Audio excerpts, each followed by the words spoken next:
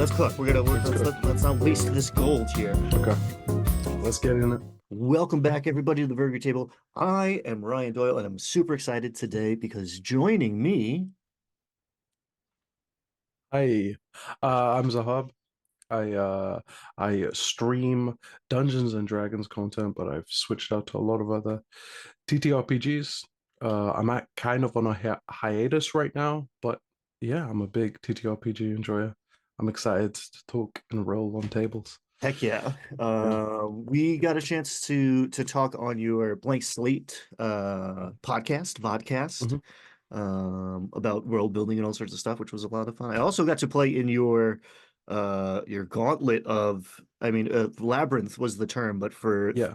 metagame wise, you did well, was it a million games over the summer? You ran a million one shots? Yeah, I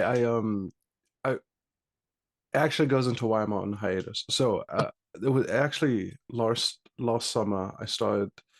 I saw it was actually the idea sparked in my mind when all the stuff started to happen around AI and writing and the tools replacing people. Mm. Um, so I've always wanted to do something in D&D and writing and like flex that a little bit in my real life. I'm like a physicist and I do academic stuff.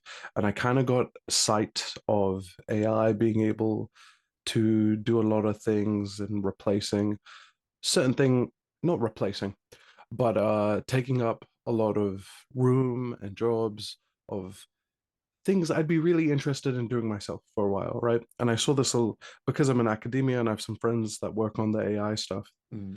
I saw this happening. I saw the writing on the wall a little earlier than most people, so I dived into what I wanted to do. I would uh, and write and explore my own world and things like that just in case. I've always wanted to do it. I was planning on doing it later in my life, but I got to it a little earlier because I didn't know if the same like sort of space would exist later on. You never know how these things are going to roll out. Mm. So and I think it was only because I had this little threat of writing and streaming and D&D not existing in the same way in the future.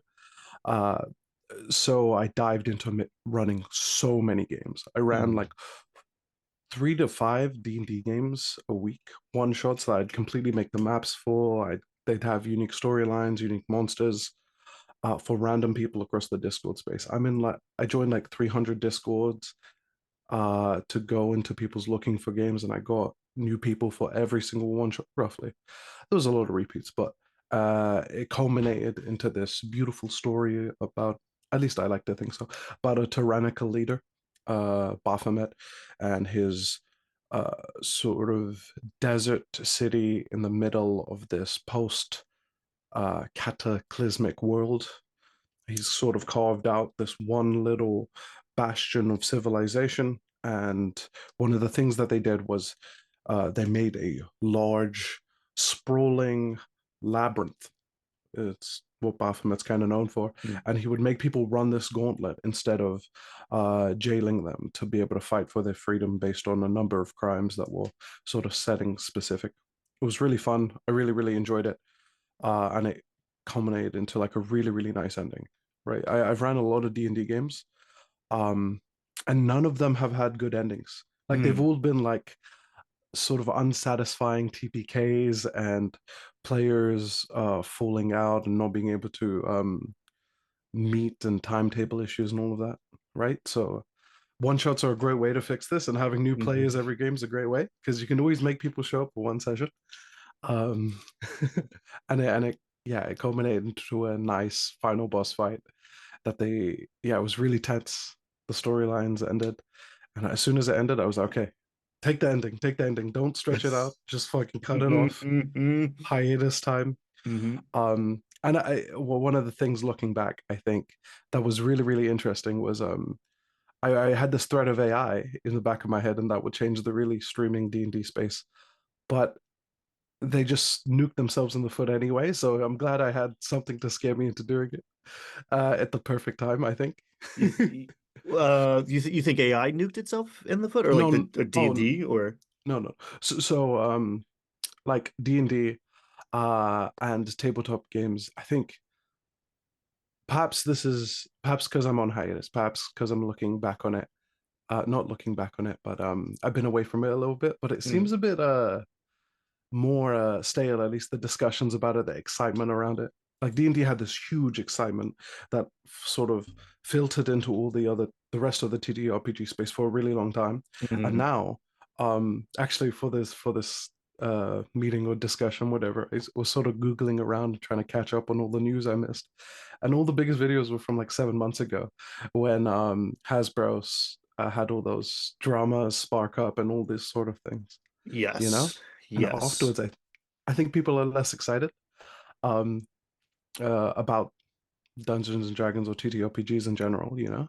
Yeah. Um, Well, I think two things are happening simultaneously. The mhm, Hasbro, Wizards of the Coast definitely shot themselves in the foot.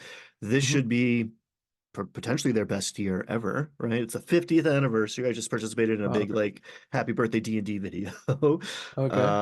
They're coming out with a new point 0.5 edition, whatever they're doing. They're like Oh, revamping the system. So like a new player's handbook is coming out in, I want to say September now. They keep pushing it back. okay. But the shine went off of it because they tried to cut everybody's throats. Yeah, And yeah. I mean, whatever. We don't need to rehash the whole OGL thing because Mhm, people are tired of hearing about it. But yeah, that really was a poor business decision on their part for mhm, many reasons. I do think mhm, you've seen that energy that was focused on D&D has kind of there's been a diaspora. There's a lot of cool mhm, new stuff getting attention and like in the works. There's been some crazy big Kickstarters. So there's a lot of exciting stuff on the horizon, D&D adjacent. I think a lot of people have been willing to experiment, myself included, or at least my group included. I've always wanted to experiment, but I finally got the players on board to mhm. try some Pathfinder. We're running some old school stuff now, Shadow Dark and old school essentials, and um, so yeah, it's an interesting time. We're in a transitional phase for sure. I think Mhm, this time next year everything's going to look different. And beyond put, AI is a whole other big controversial can of worms where I think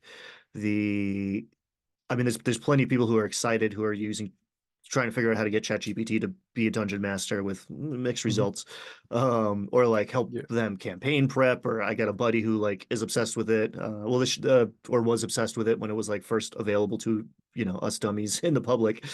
Mhm, Um, and he was like making character backstories with it and all this interesting stuff. And it's cool. It's very interesting.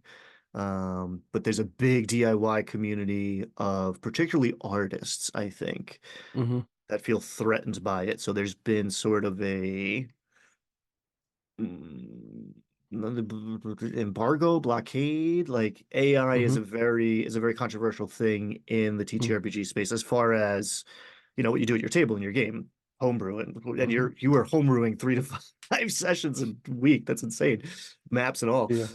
Um, so like, yeah, I don't think anyone gets. Well, I hope no one gets judged for what they're doing, like to have fun with their friends. But if anybody gets a whiff of AI in like a product, right? Hasbro had a couple.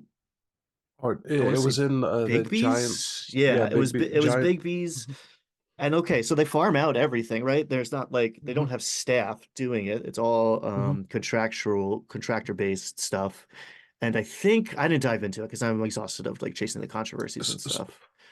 But So on this topic, it's yes, actually to kind of zoom out a little bit on art and AI and just using it in products and stuff. I see a lot of artists discuss it in a negative in this negative light.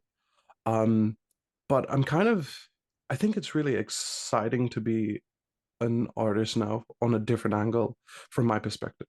Have you seen Disney's newest movie, Wish? I did not. I did No, no, not. no. Is it Wish? I think it's called Wish. I watched it. It's like really sort of hilariously bad. It's it's a lot of people will try and defend it because it's Disney and they have these diehard fans.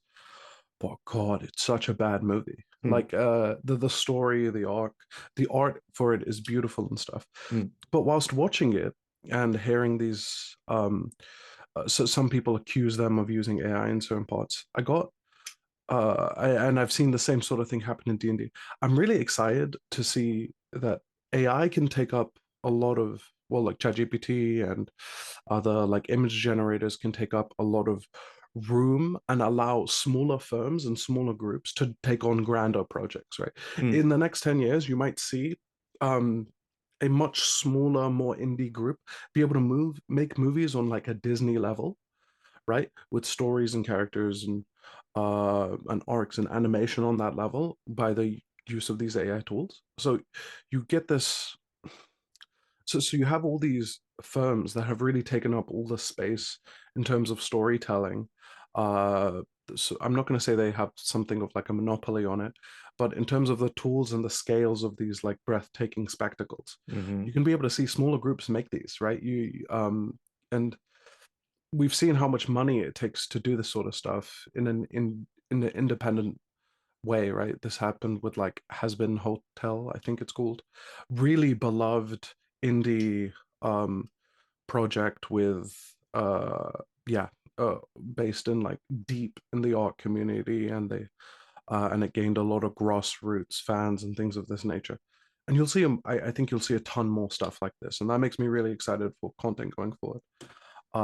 And so I imagine the same thing will happen in TTRPG spaces where smaller firms that aren't like Hasbro or something and that don't have this super huge financial backing will be able to make much larger projects, right?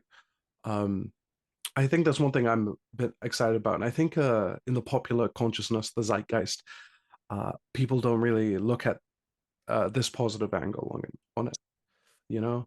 I Maybe I maybe think it's in the because I'm surrounded TTRP. by, yeah, sorry, go ahead. No. Finish. I'm sorry. I didn't Oh, mean to cut you off. maybe it's because I'm surrounded by the academics on it, and they're all super excited, right? If you look at like the papers being published for AI research is like exponential now.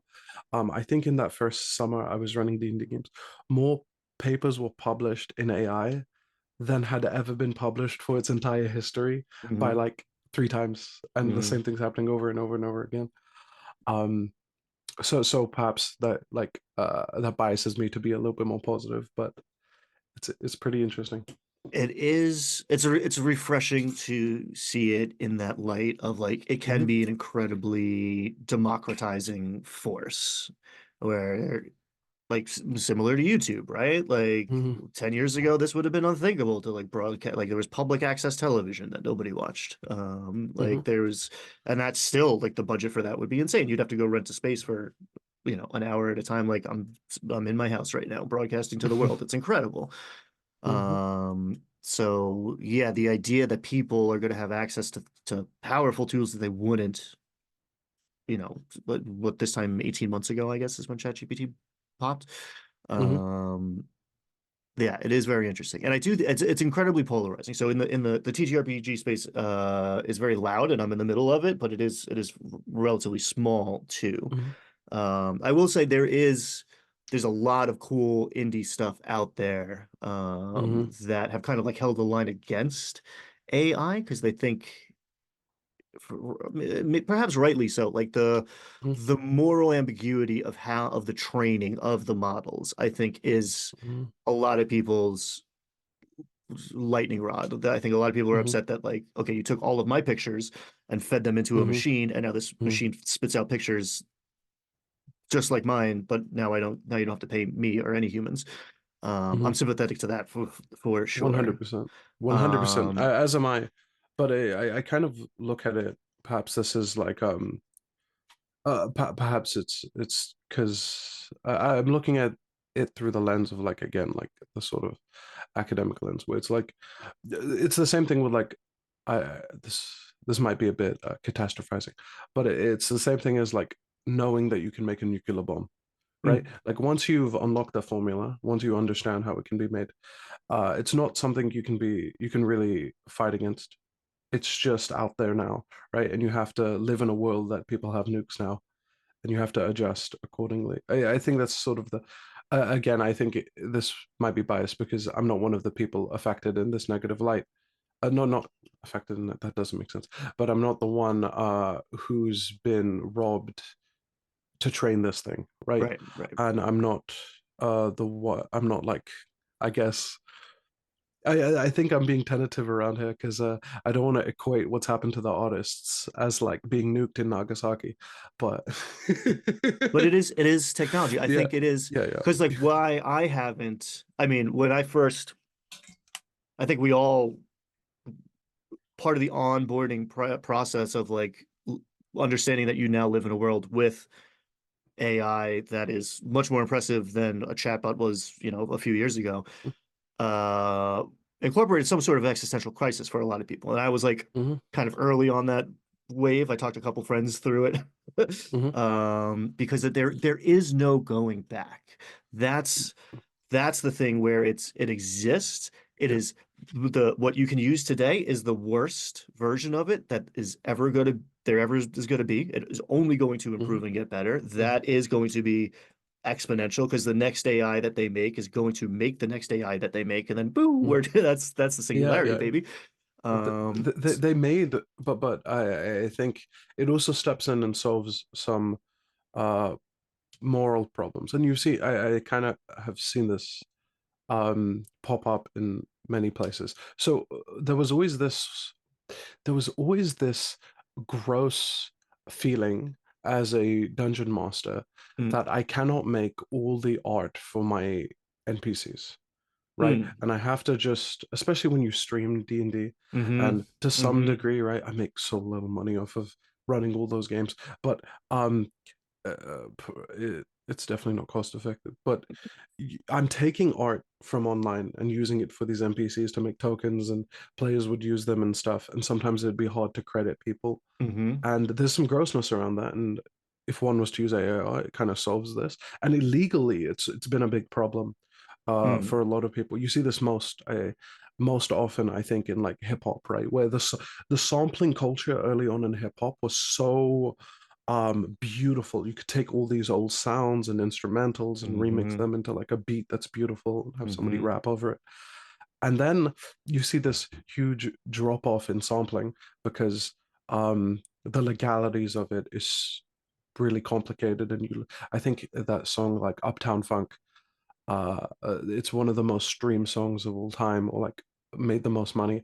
And the artists that actually make the song and the producer make so little money off of it because of comparatively, I guess they got rich off of it, but comparatively to the people who rightly deserve the recognition and monetary uh, uh, benefits of having the sample used, right? And I think have you heard the track? Have you seen all the beef going on between Drake and Kendrick? I am aware of it, Okay, right? I know okay. I live on the So internet, so I know it is happening. I am not in that world, and I it's have it's so been good. It's so good. carefully managing my mental bandwidth, let's say, for the It's last so few good. months. It's so Uh, good. I recommend I recommend you give yourself like 30 minutes and just go through all the songs. It's so good. Like the competition has really bring out the best in multiple people. One of them being Metro Boomin, this producer, who kind of sparked off a lot of who helped spark off a lot of the beef. And Drake kind of disses him on one of his songs, and he responds with this beautiful one of the things he did, because he's a producer, he doesn't really rap on tracks. What he did mhm, was he made a beat, right, and gave it out to the public for free use, and anybody can rap over it, right? And in the beat he samples an AI sound, like an AI funk song that somebody made, talking about how Drake got a BBL, a Brazilian butt lift. Like, it's called BBL Drizzy. It's mm, such a good beat. It's mm. so catchy. BBL Drizzy, ooh ooh, BBL Drizzy. It's so good. Um, and so now, right? You see the artist sort of reclaiming this AI stuff to cook it into their own work. And I'm really liking what I've seen. I've seen a lot of artists, even ones that would are against and sort of stood against uh AI art being used in like Hasbro projects and stuff, feel a lot happier to use an AI image as like a to help them concept out a piece of art or inspiration for stuff, and they can just cook up a bunch of stuff and like, oh, I want this from this image, and put it together into their own art piece. So I think the adaptation's happening slowly. It's Yeah, it's inevitable. pretty I cool. mean, Yeah. I deeply respect people who are drawing a hard line in the sand in our community mhm, against it, and I don't use it out of out of the moral ambiguity of the training model, but also the honestly the hot button like you almost have to take a side right now. I mean like mhm, so the vertical table. I used AI mhm, art in when I first could use Mid Journey, mhm, and I gave that mhm, away for free. mhm, Or it's pay what you want on the DM scale. That's the one time mhm, I've used it. And but and now it looks terrible compared to what they can do. And that was maybe that was 2 years ago. I don't even think that was mhm, a full 2 years ago. But yeah, as Ryan Doyle, like the person,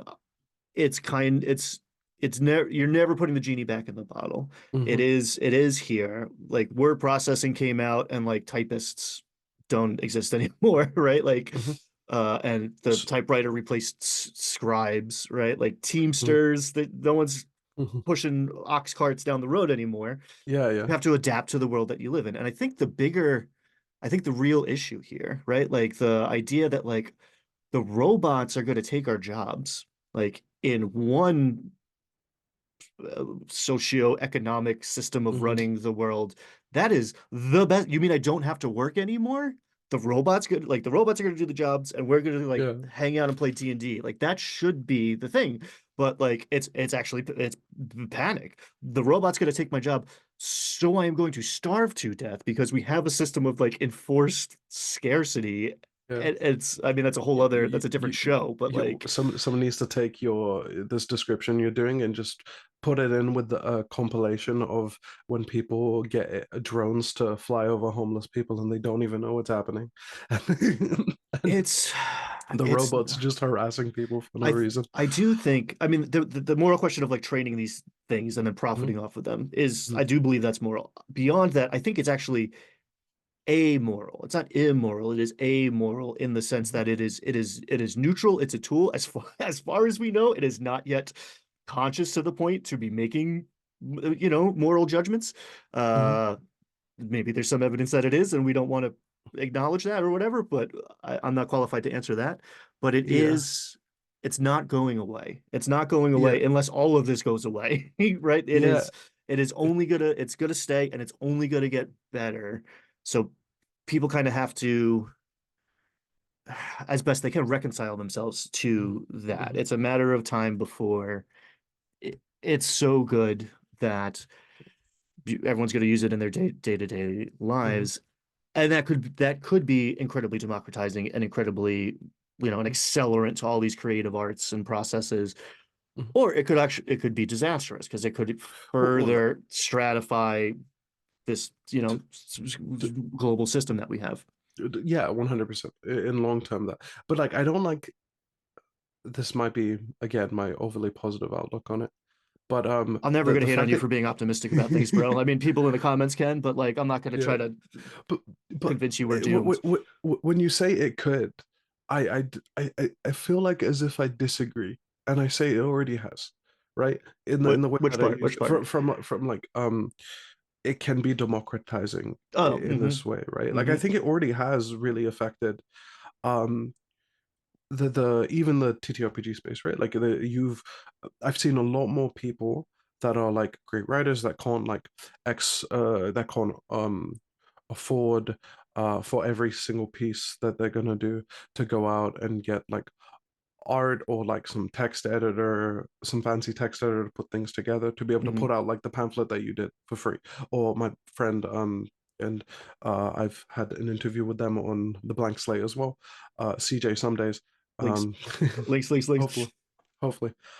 CJ someday to release um releasing their own pamphlets or like a monthly magazine on like D&D and tools and a quick setting that they cook up and things of this nature. I see those popping off a lot. hmm And and I think these things really excite me. But the indie D&D space and TTRPG space, which I want to talk about a little bit more, all of that really, really excites me right now.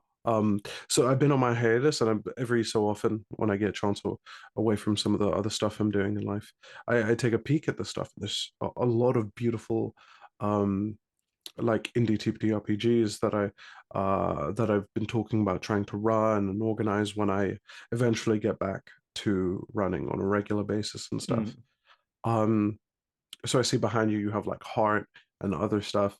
mm-hmm. So you mentioned you played a bunch of uh other TTRPG games. So like other than Pathfinder, other than the big ones, are there any like diamonds in the rough you found yet, or things that have stood out? There's a ton of beautiful stuff. So what I wanted to Hmm. do was run a bunch of. So you should know, and the audience should know, if you're coming from a 5e background or you're coming from a Pathfinder background, those are pretty rules heavy games.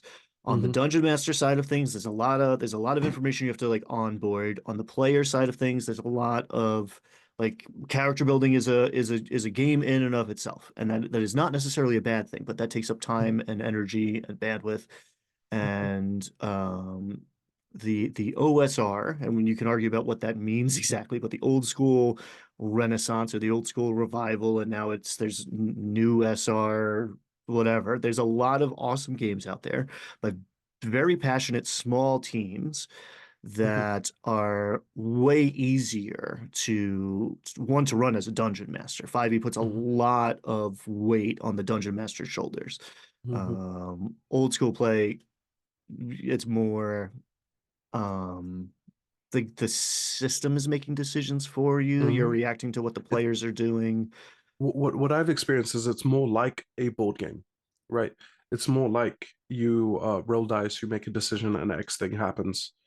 Um, it's less of whatever whatever this creative on the fly narrative space is in D&D, right? I don't Um, I would disagree with that actually. I would say that okay. the I mean, potentially, maybe in the like the random encounter generation stuff, right? Hmm. Is tables, right? So the dice are telling you what the environment is like, Hmm. but it's less like a board game in that it's less combat focused, so it's less grid focused, right? Minis in squares feels very board gamey to me some of the time, and it's very Hmm. tactical.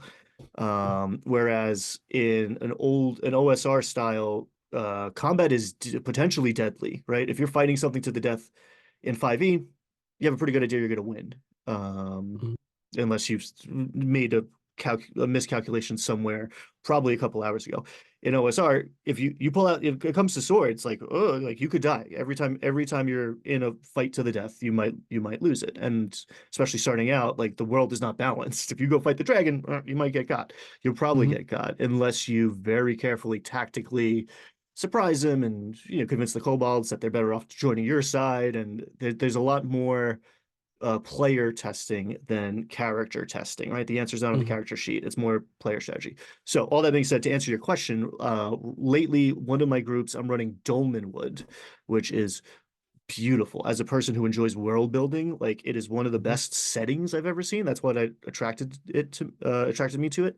Gavin Newman, who is also the guy who made Old School Essentials, which is like it's controversial, but probably the best regarded like cleaned up version of old school basic expert Dungeons and Dragons. So like that Hmm. old school 80s stuff, but cleaned up so it's sensible and organized and flows smooth. But like, woo, do I love Dolmenwood? There's pipeweed, right? You walk into town, you can buy Hmm. pipeweed. And it's not just like, oh, I have a pipe and I can smoke. It's like, okay, here's an optional rule. If you take 10 minutes and smoke a pipe, you can think about your problem, roll, and like, oh, maybe you like the dungeon master gives you a clue. You have some sort of insight to the situation because you sat and Hmm. smoked a pipe for 10 minutes. And here's a D20 list of varieties of pipe leaf or pipe weed, after whichever one is not the Lord of the Rings one is what it's called in the game. But they all have a flavor and a scent, and some of them have effects which you can like maybe make mechanical, but it's more for like at every So level of good. it's like just the right amount of detail. It's not, Hmm. it sounds overwhelming when I describe it, but like it's like just enough, like three bold words of like very evocative text that are giving you like so much punch to every the meals at the tavern, but also like the magic items and the NPCs are like perfectly done. Hmm. And it's very easy to run on the fly, and it's a big open world, which Hmm. I love. Like that idea of like you can go walk in any direction and kick over a rock, and adventure happens. Mm-hmm. So yeah, Yeah. I would recommend checking to anybody. Check out Dolmenwood. I'm a huge Mm-hmm. fan, and it's not even done yet. It's still like, Then, so what one of the things in OSC, as far as I'm aware, is do they still do they use the 2d6 system of rolling dice, or is it a d20 or it's a D20 for a lot of things. okay, It's a D6 to see to almost like test your luck, I guess. okay, There's mm-hmm, like skills are not quite the same as in fifth edition, but like mm-hmm. you listen to a door, you roll a D6 to see if you hear something or not. Ah, okay, But a lot of it is actually roll under, which I didn't like at first. But if your intelligence is high, it's easier to roll a d20 and get less than your intelligence. And that's how you measure success. So it's actually mm-hmm, one, like adding two to a 15 isn't hard. But if you don't have to do that, you can do other things, right? So it kind of just like mm-hmm, clears a little bit of space. mm-hmm. So it's a roll under system for the most part. Yeah, and I think oh some of these OSC games that I've seen, they have a culture of embracing randomness a little bit more than 5e. Mm, hmm Like hmm I don't think it's necessarily in the rule set, but it's regarded in like the culture around the way the game is played. Where if you do something like I listen to this door, you can it's more random whether things happen, which I tend to prefer. I think it builds a lot more tension and excitement around these things, and I've tried to inject in more. I think my first experience of like an old school style game was have you heard of the podcast Tale of the Manticore? Yes. So it's a solo I play. don't know if I've actually read. It's a solo play game from like and he uses um the advanced D&D rules Hmm from like edition 1, hmm which is when he played. He had never played 5e, right? And so a, a solo play is a complicated thing in and of itself, but you're a solo dungeon master. You sort of make out this world. You have these characters that go through it, and the way you maintain the excitement of the world and the game is you give up everything to chance and you just hmm see what happens, right? hmm It's a lot like I think dungeon masters would experience a similar thing when they're trying to start up a session, right? You have a table, you have these different you have a bunch of different tables and you roll on them to see what's going to happen. You do that and you notice as a DM, and I when me and a friend of mine on the blank slate we used your character creation tables, we did something like this where you roll on this table and you get these different things and you just let your mind wander around and see what's going to happen with these characters in the world, and you build this up on the fly. And in OSC they embrace that a lot more at the table, Yes. so it's a lot more transparent. I think with the players you say they're like, here's a table, I'm going to roll on it and we're going to all see what happens. And it's, as a DM, I find that sort of style of running games so much more satisfying to play Yes. myself, right? It's less it's not that it's less pressure. I don't think that's the part that I enjoy, but it's more like, oh, I'm excited at what I'm gonna see. It's more of that experience of like I, I I'm just another player in this D&D Exactly. game, rather than like a director or a like a composer or whatever. You get a different style of or artistic expression that I think is really satisfying, A more thousand percent. satisfying. I Mhm, like because clear like 95% of the stuff that I make is implicitly very, mhm, very make it explicit, but like Game Master's Compendium of Explosive Creation is it's emergent, right? Things mhm, happen and you start to form connections between the things happening, and you are playing and exploring and discovering even as the game master. There is a culture in fifth edition, and I think because a lot of people on board through like Critical Role or other actual play, like mhm, videos or podcasts or whatever, the players show up and they're ready to experience a curated story that the dungeon master has spent all this time cooking up, and that can be beautiful, right? I'm not going to mhm, make a judgment on that, but it is mhm, incredibly time consuming on the game master side of thing. mhm, Some of the time, even if you were running published content, it takes a lot of decision making to behind the scenes between sessions to make that run smoothly. And you kind of cultivate a little more of a passivity in the player side of things, and you get dungeon master burnout. It feels like work. When you're playing an old school thing where it's like, all right, I'm gonna roll a dice. Oh, okay, random encounter does happen. All right, what is this random encounter? Okay, what are they doing? I'm gonna roll a reaction roll for their, temperament when they bump into you. Are you surprised by it? Now all of a sudden now I'm playing a game and it's happening at the table. I'm not doing this. I mean, I have, and you can prep encounters and stuff. You can roll these things between sessions, but right at the table, like especially, and it's Hmm. it's very exploration based Dolmen Woodwood, especially the way I'm running it now, where it's like, all right, you head off into the wilderness. What day is it on the calendar? Okay, that means it's winter. We're gonna roll for the weather, and the weather's going to affect visibility, your ability to track things, your ability to like Yeah. maybe get lost.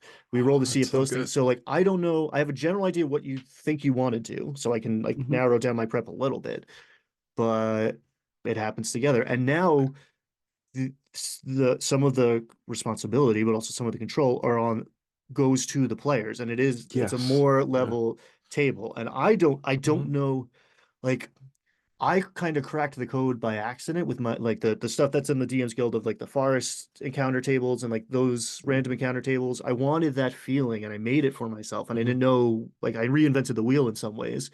Hmm. But like the first time that worked, and I was like surprised, and I felt like the world that I had made was doing things, was making decisions, right? Hmm. Had a life of its own. Hmm. Um, Yeah. an incredible Yeah. feeling, and like that is the juice and the joy out of running games for me at this point most of the time. Hmm. Like I enjoy bringing, happiness to my friends. I enjoy providing them with an escape from the day-to-day reality. I love the stories that we tell Hmm. together. I'm no longer trying to present them with like this perfectly curated experience and have them be like, "Oh, that was cool.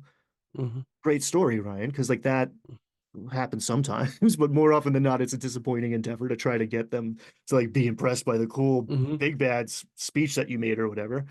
Yeah. And yeah, it's a Yeah. lot more fun and a lot less work.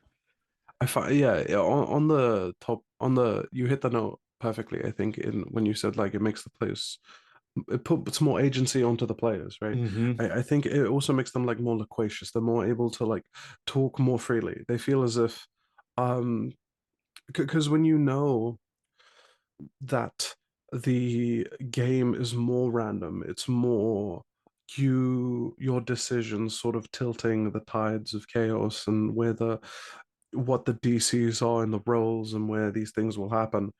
um, I find that the players feel more confident in standing up and be like, oh, I'm going to do this things that's not technically like, oh, I did all this math and it says that this is the best this is the best action bonus action movement I can do on this turn, and it's just like a some probability distribution game. It's more set in stone probability distribution game. It's more it's more it engages the players more into the storytelling aspect of what they're trying to do. And because it's random, they're not trying to gamify some sort of system. They're going to do like, oh, I wonder what. It's more of like a tinkering thing, right? It's more Mm. of like you imagine the chemists in like the 1800s where I'm going to take this. I wonder what happens when I put this in this side of this, and I hope this I hope these two chemicals don't make like napalm or whatever, or maybe they do, right? But you That's sure it's to more end emergent. war. For sure. It's more emergent. More things happen Hmm. manifestly, and I think that those are the moments in tabletop RPGs that make them special. It's not making sure that everything's self-consistent and nobody's um a hypocrite with their way that they've played their character from session 10 to session 20. It's Mm. having things happen manifestly and the characters reacting to it in like a comical or spectacle or entertaining way Yes. that interact with it and Yes. like effects you see on the world. Unlike most games, if you're trying to win, you're kind of doing it wrong. Mhm. And I always see, and the culture of it sort of drives this more and engages with it in a more um, that, like I said, transparent, really affirmative way. Mm. At least as I've seen it for the players. So that thing that I was saying about Tale of the Manticore, when he runs this game, he sort of zooms out and he does these things called like behind, um, oh, how am I blanking on this? Uh, behind the anyway, behind the scenes sort of segments where he describes the sorts of different things that are happening in the world and what could come into effect, Mm, and then describes the role that he's going to make and then does it. mm-hmm, And then it's like mm-hmm. a huge bit of tension, and then there's this explosion of ideas and excitement you have as a listener. And I've tried to in so currently I'm running Curse of Strahd for the first time. I know I'm a 5e player, I haven't run Curse of Strahd. It's I I'm haven't super either. I've deep. been saving it. Uh I haven't even yeah, read all of Curse of Strahd because I want to play it one day. Uh, it's so good. It's so good. You know what you said about like there's so much prep time, even if you're a DM and you're running a pre-made game, you still have prep time. And I've experienced that with a bunch of other D&D games like Cholt or um Cholt or Lost Mines of Fandelver. But because Strut is not like that. It's you can actually run it with little to no prep, as much as I found. mm, Like I was going into it in the same way that I've run other games from the other pre-written adventures before, where I have my own notes, I interpret what's in the book and I sort of alter it. No, I can just run it from the book. I have mm, very little of my own notes and it runs beautifully. interesting. It's really good in that regard. Um, yeah, it's really even when I try and inject my own stuff, like I wanted a huge sprawling underground catacombs, much Mm. like you'd imagine like the Paris catacombs or things like this. I think that's very evocative of the setting, and it just adapted it, slowed right in, and you come across things in the world that are so explosive, so emergent that you can they're pre-written into it, but you can just link it into almost anything that hits the theme. It's really good in that regard. Um, I think because it's tight. I think because it is so thematic, right? I mean, one, it's mhm, a small sandbox, but two, like you mhm, know that like there's benefits to Forgotten Realms being the kitchen sink and anything goes because anything fits. But mhm, like when you narrow your focus down and you're like, all right, I know the vibe right away. And mhm, now I just have to take these nouns and fit them into the vibe that is pre-existing. I think that's an easier and that, again, that's why Dolmenwood is great like that because it is very um like folkloric mhm, and like pre-Disneyfied, right? Grimm's fairy, like everything is mhm, whimsical and terrifying and both at the same time. You can't tell mhm, like there's a house in the woods made out of candy, which is the most incredibly enticing thing that you've ever heard of, and it's terrifying because someone's trying to eat you and you can't mhm, resist, and like it's everything at once. So Strahd, like Ravenloft, right, is everybody's favorite, be it Strahd or like the older versions of it, mhm, because I think it does have a laser focus. It knows what it is, and it doesn't try to be much else. And as long as you're putting the right shape objects into those holes, it's going to mhm, be it's going to flow, right? Like, oh, you know what mhm. this needs? More bones. Oh yeah, that's horror. Sure. Yeah, you could bones Yeah, fit. Bones vibe. yeah, yeah. Bones vibe. Yeah. So I think so something else I wanted to talk about here was that sort of what you're hitting on, which is the sort of inspirations behind the D&D. Mm, And one of the things I noticed, so we were talking about this before we got on call, but I went on like I'm a real city boy, and I went on a hike for the first time mm, through the woods, and it was in Spain. It was gorgeous. You come across all these trees, and you just as you're walking through these areas, you just come upon monuments. They're not like even on Google Maps usually. Just like what? There's like physical signs. mm. I know. From a zoomer, I was like, why would you? I've never looked at one of these. I just look at Google Maps. And it's just, I looked at the sign and it's like, oh, there's this thing this way. And it has a bunch of symbols that I don't understand because I'm not deep in like Christian theology or anything. But it Oh has all these yeah. like, it has all these Christian symbols of like, this is this way, that is that way. And you just wonder and um, you see this old ruins of a church across this crazy domed archway that's been completely consumed by the forest. And like, wow, this is amazing. Um, Terrible Wi-Fi, but it's great. Uh, Terrible El terrible. Camino, terrible Wi-Fi, pretty cool monuments. Yeah, yeah, yeah. 100%. And Little it's made heavy me on the want to, theology. yeah, it's a bit aggressive. Like I get what Jesus looks like. You can we it's a bit too heavy on him. Can we see some other guys? I feel like they found that later. Like they start to, if you look at more modern like churches, they have so many saints and stuff. Yeah, They gotta, I think the guys just got tired of like making sculptures of Jesus all the time. little How variety. many? Yeah, just a little breaking it up. So But I'm a huge hiker. So I didn't mhm. finish it. So I'm not a through hiker, but I did most of the Appalachian Trail, which goes from Georgia to Maine. I don't know how your I American I geography I is, but it's I most of the eastern seaboard. mhm, I hiked 1,848 miles, I think. God damn. Yeah, that's what I Yo, did for most of send that some year. calf pics, dude. Your calves must be, Not they must anymore. I be mean, that was a while zapped. ago, but dude, They must straight be up, thick, dude. I was You all must, legs. I was up, you my must, upper body was yeah, gone. I weighed like 50 yeah. pounds less than I do today. Just, And yeah, I just, had bricks for calves. It was, yeah, just that's a horse, dude. climb 5, 6 mountains a day. And that's, yeah. Yeah. But my whole like, people who are like overland travel is boring. Random encounters are boring. It's like go take a hike. Like you want to be good at Hmm. making adventures, go have an adventure. Like Hmm. so Yeah, many definitely. people and like, no judgments. It's not easy to do and it was a privilege for me to throw all of my stuff in a storage Hmm. unit and go walk in the woods for 6 months.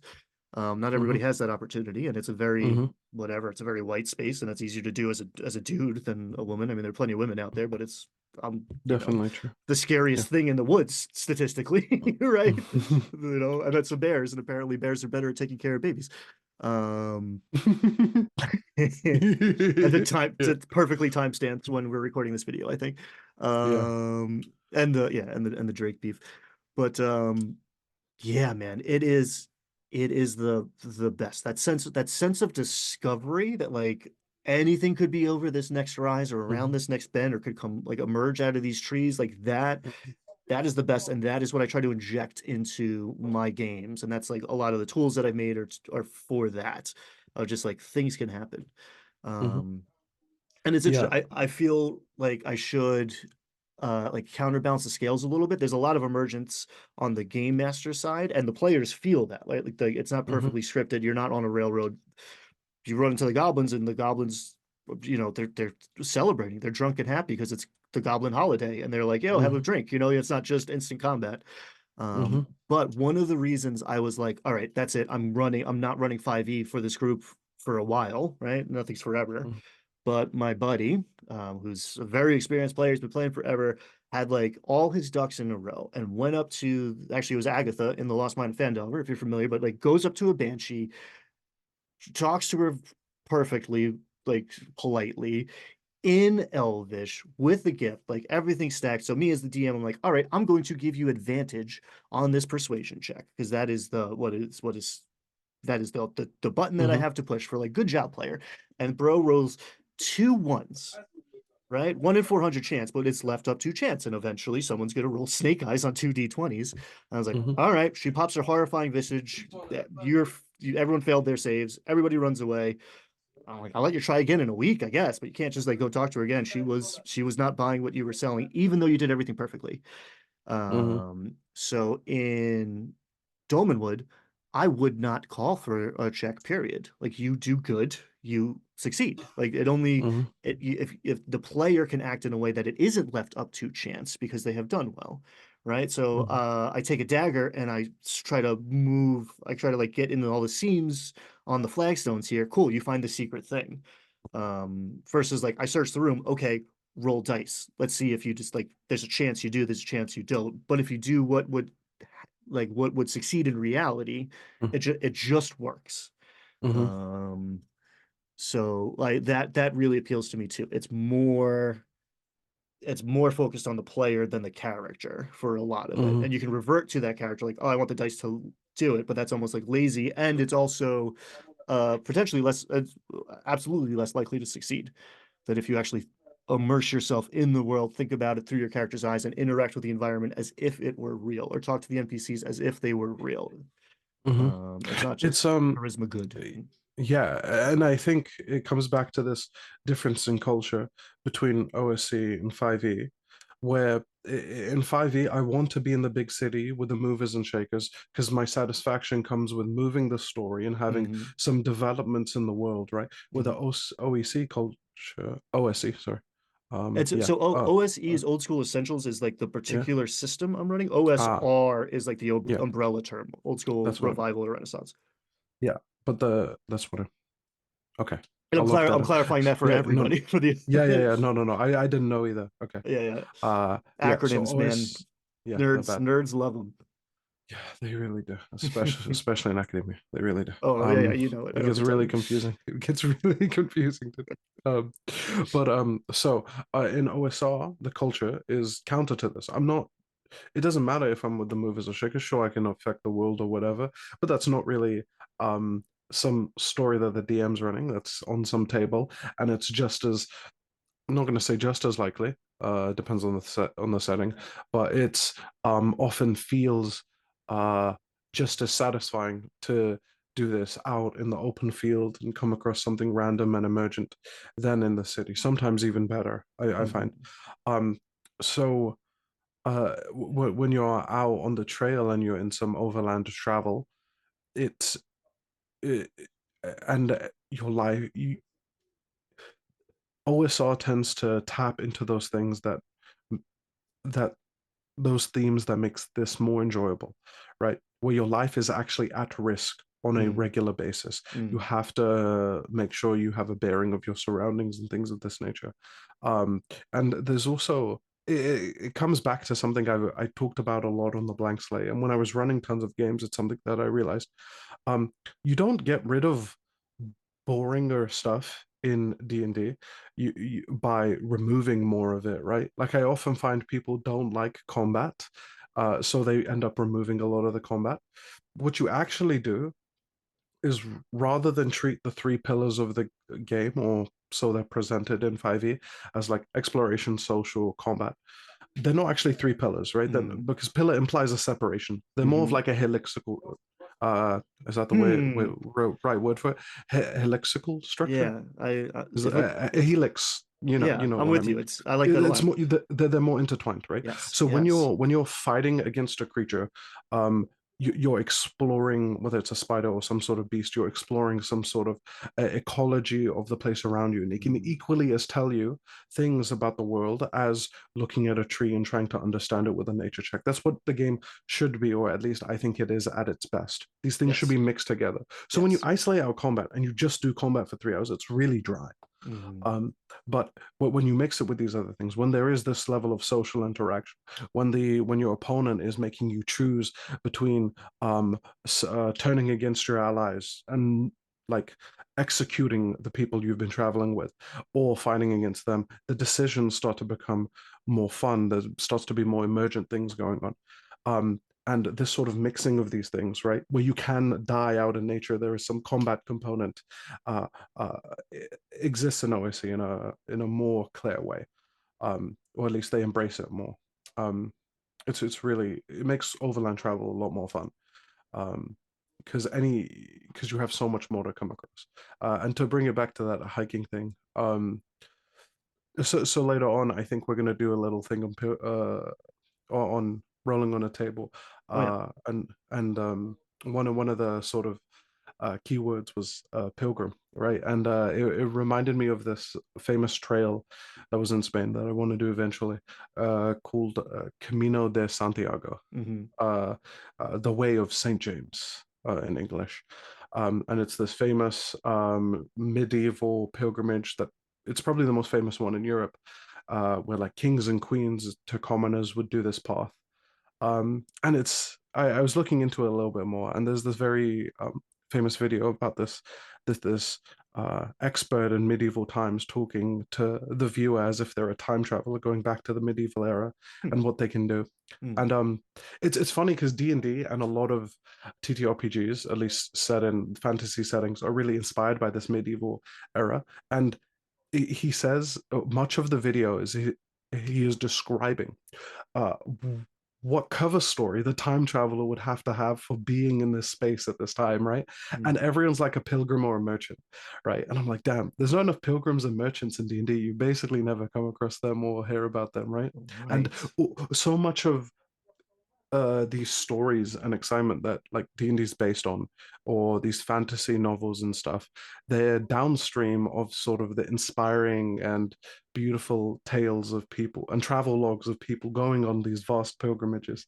I think it was a pope that said about Santiago in particular that like I have the quote here, I think.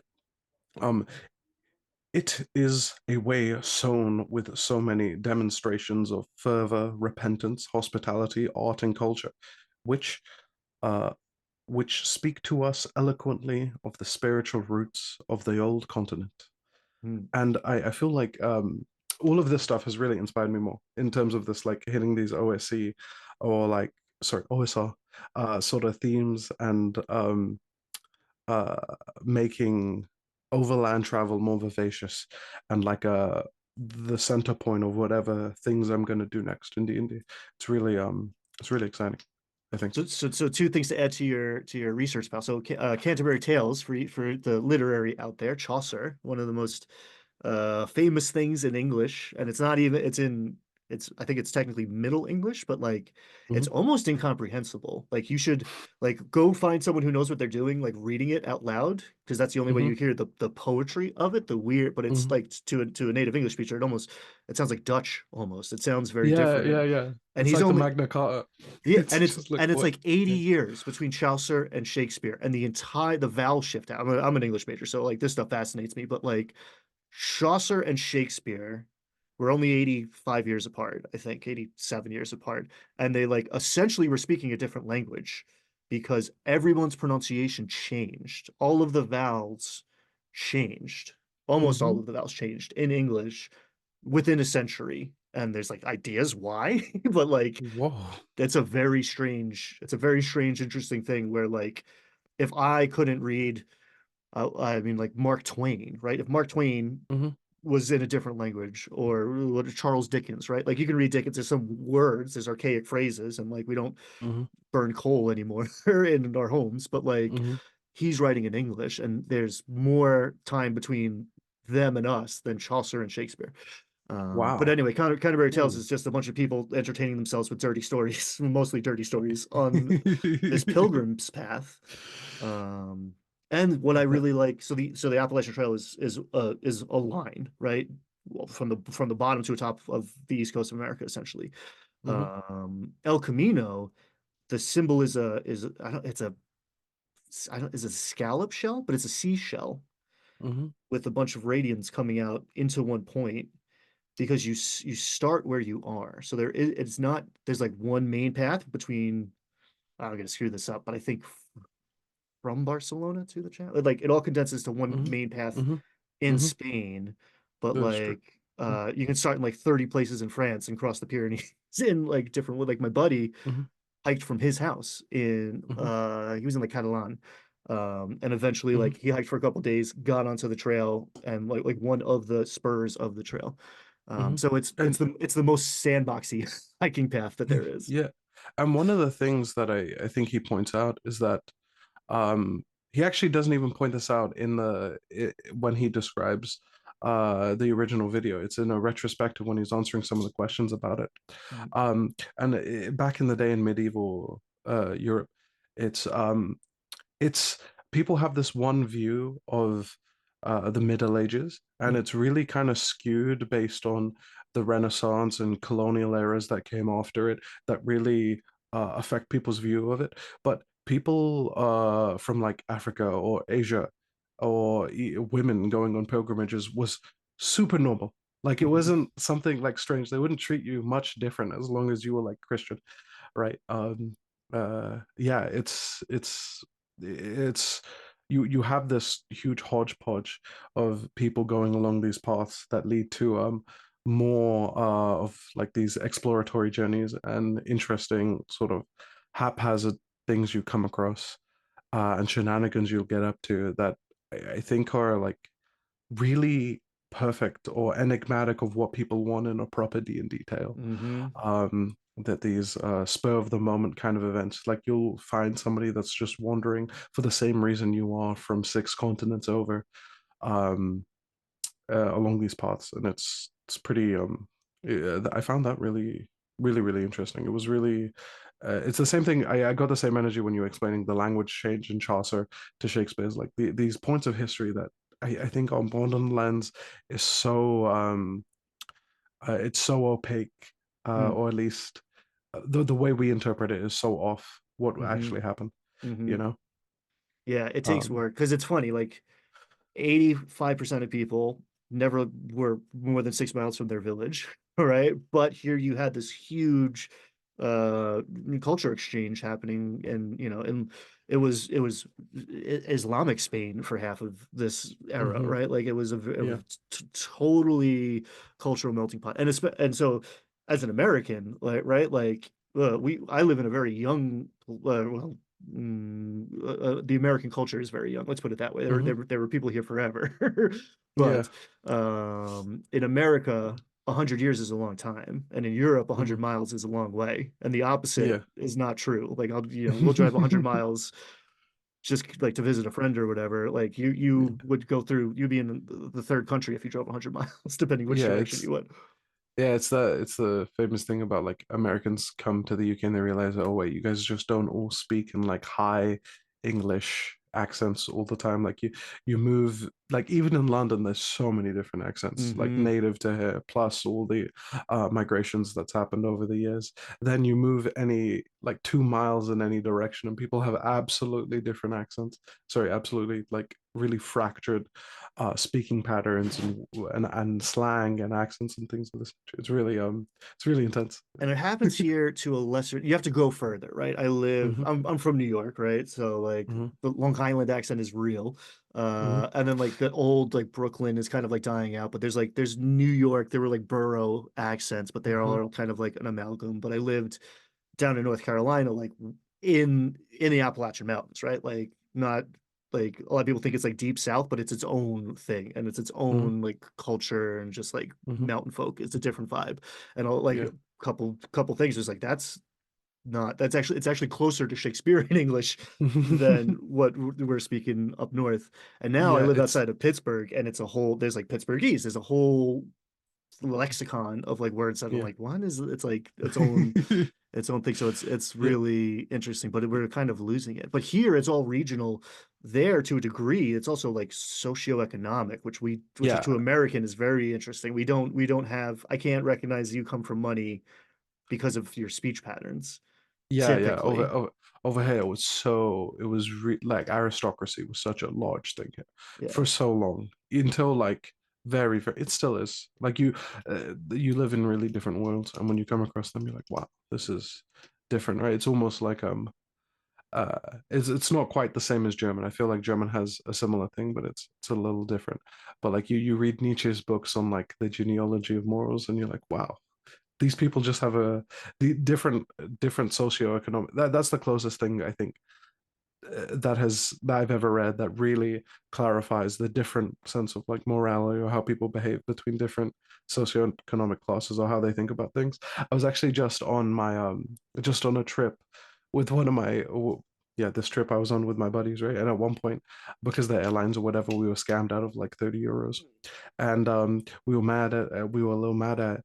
But then we talked to a few other people and they got way worse. They got way worse. They had to pay way more money and stuff. Mm. And uh, for me, that had like a huge wave of satisfaction. Like, oh, this sort of sense of, oh, it's fine. Like, oh, I wasn't screwed over the worst, so I'm in a good position.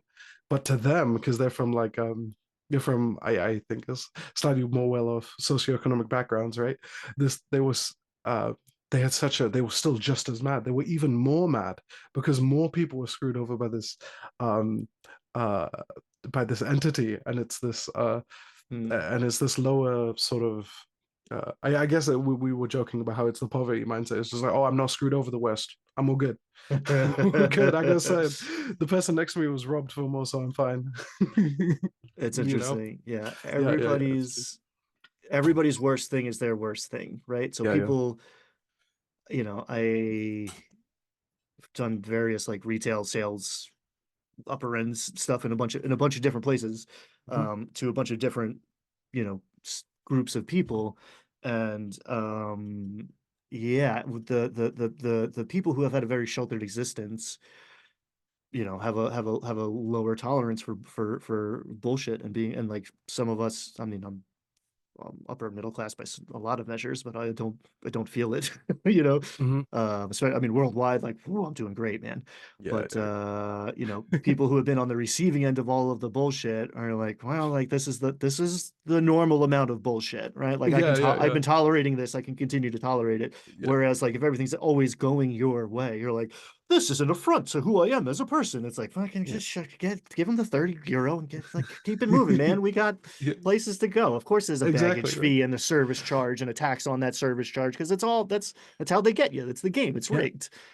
yeah, Um, but like I can see it was one of the most clearest times. It was a small thing, but mhm, it stood out to me because it was one of the most clearest times where I was like, there's like real positives and negatives to both of these mindsets, but they're so completely different, and they are mhm. downstream of that sort of Victorian era Oh sort of God. separation. It's the same mindset shift, but it's just like forward in time. It was really And it's funny. We I mean we totally have it here. mhm. We have an aristocracy, right? Like not us, but like our Yeah, yeah, the guys before us fought a war because we were like fuck that. We don't want that anymore.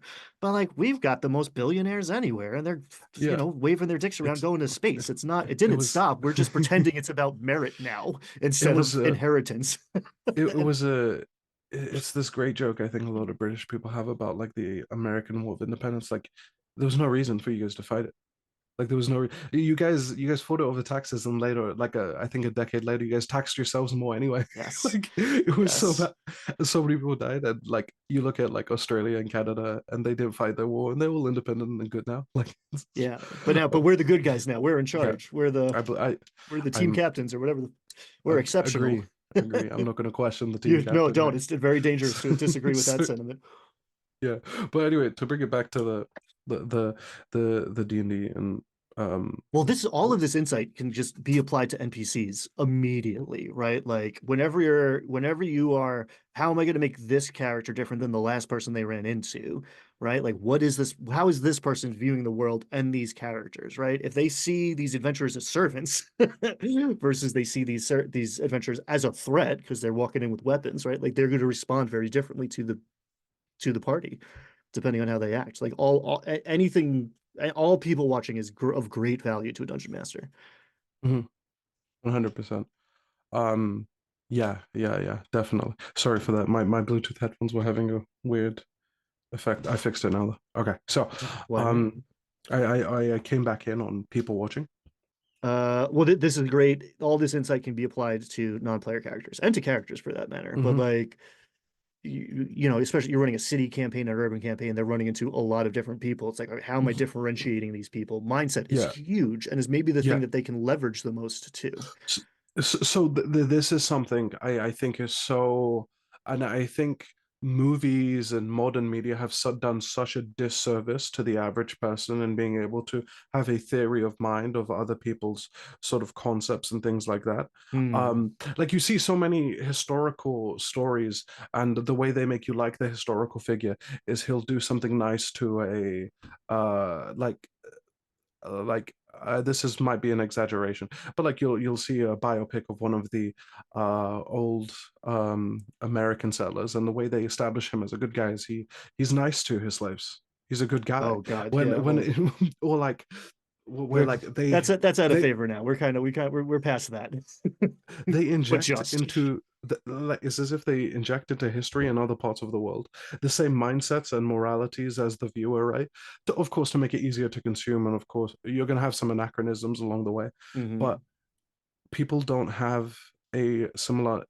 There's one thing to come up against a villain where you guys have a difference of opinion and you guys have different understanding of what's going on, but the same basis principles of like logic or whatever. But it's completely different to be up against a foe who completely internalizes the world completely differently to you. and understands it's to any piece of information they would pass completely differently, right? It's like it's why I think in modern times you see a lot of people, especially I guess in America and the UK, we see like this sort of new wave spirituality movement because Confucianism and ideas from like Buddhism are so foreign that they're Mm. that to internalize the world through that lens seems like such a explosion in enlightenment and a different thought. But the reverse is also true of Yeah. people from the other parts of the world, right? Yeah, Like, Christianity is growing the fastest in Korea right now. Like yeah, it's very yeah, it's interesting. P in North Korea, Pyongyang, before the uh, Kim Il Sung and the Kims uh, became became what they are now, these tyrannical god kings, right? They it was known as the Jerusalem of the Far East. Hmm. Like they really took to Christianity in this a deep way. A lot was through force, but if you actually read the text, there was a lot of grassroots like love of this new thought process in the same way you can see like a lot of this new wave in the Western world now. Um, I do think it's it's I think part of it is coming to like a philosophy or a mm, spirituality as an mhm, adult from afar, where you get to pick and mix and be like, oh, I see how that's like, you know, the cultural superstition is very easy to put aside and like, oh, this makes a lot of sense to me. This resonates with how I view the world. mhm, Whereas depending on your upbringing, like the system you were indoctrinated in as a child and accepted whole mhm, cloth and then had to like purge. We're like, wait a minute, like the way the world works and the way I was taught the world works appears to be very different. How do I mm, reconcile this? Um, I yeah, think that's some of the outside appeal. And again, yeah, just variety and broadness of thought is huge. That's why I'm not like I don't advocate that like everyone should play OSR or 5e. It's like give me the sampler, try everything, mhm, and you're constantly building your own system and expanding. mhm. Um, It's one thing that really, yeah, that's 100% true. The thing you mentioned about having your own system, mm, I think that's so key, and that's why dungeon masters enjoy the game, right? mm. It's like, oh, I tried this thing, and now I internalize it and have this own package, and I can present that to somebody, and they're like, wow, this is this whole different thing. I'm sure a lot of players even experience this playing from one dungeon master to the next and seeing all the like the really clear differences in sort of stylized in like sort of game choices and rule sets and things that they like to do in response to the same sort of stimulus from players. It's really enjoyable. And it's The you got to make your own game, and I think that I think engage playing a bunch of different types of TTRPGs is really good for this. and it helps you like you start to like see through the matrix too. You're like, oh, these are different routes to get to the same thing, right? Hmm. Like I can add two and set a DC, or you can roll under, or I can just like make it percentile dice, and like ultimately it feels a little bit different. And I, as I've experienced, I've subjectively experienced them, I can leverage those feelings. But also that it's it doesn't matter as Hmm. much to Yeah, you. it- yeah, yeah, that's definitely true. It's not as meaningful, right? Like, but any changes of the rules are always on the margins, right? So I Mm. can get like a 1% more efficiency as a DM with this small change or a point 0.5 here, and they all add up slowly, right? Um, I found that really, really when I was running all those games in a row, the Mm. ones at the very end was so much. I ran more D&D in that period in that summer than I had ever ran before in by many orders of magnitude. And by the end, my style was so like defined and refined into the specific things I like to do. And I even enjoyed running them a lot more Mm. because it was I could add in my own flavors and ideas to these different parts of the game that I was sort of blinded to before. Um And I have yeah. an idea that your Curse of Strahd is so much easier for you to run because of Mhm. that experience too. I mean, I don't think Yeah, that's all probably of it, actually. but that's good. That's got to be a part of it where it's just like, oh, I can just run this from the book now because I mean, last time we were talking, or 2 times ago we were talking about like reps, like time on task, and like Mhm. that is how you get good at a thing, and like you have to be willing to be bad in order to get better. Mhm.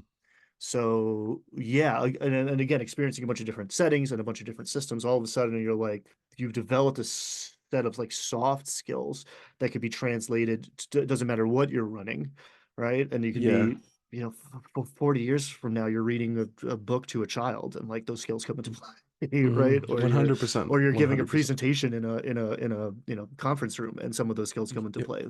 Yeah, I noticed this when I was like, I was planning, I was the organizer for this trip, and I realized, wait, this is the same as like trying to design a D&D game.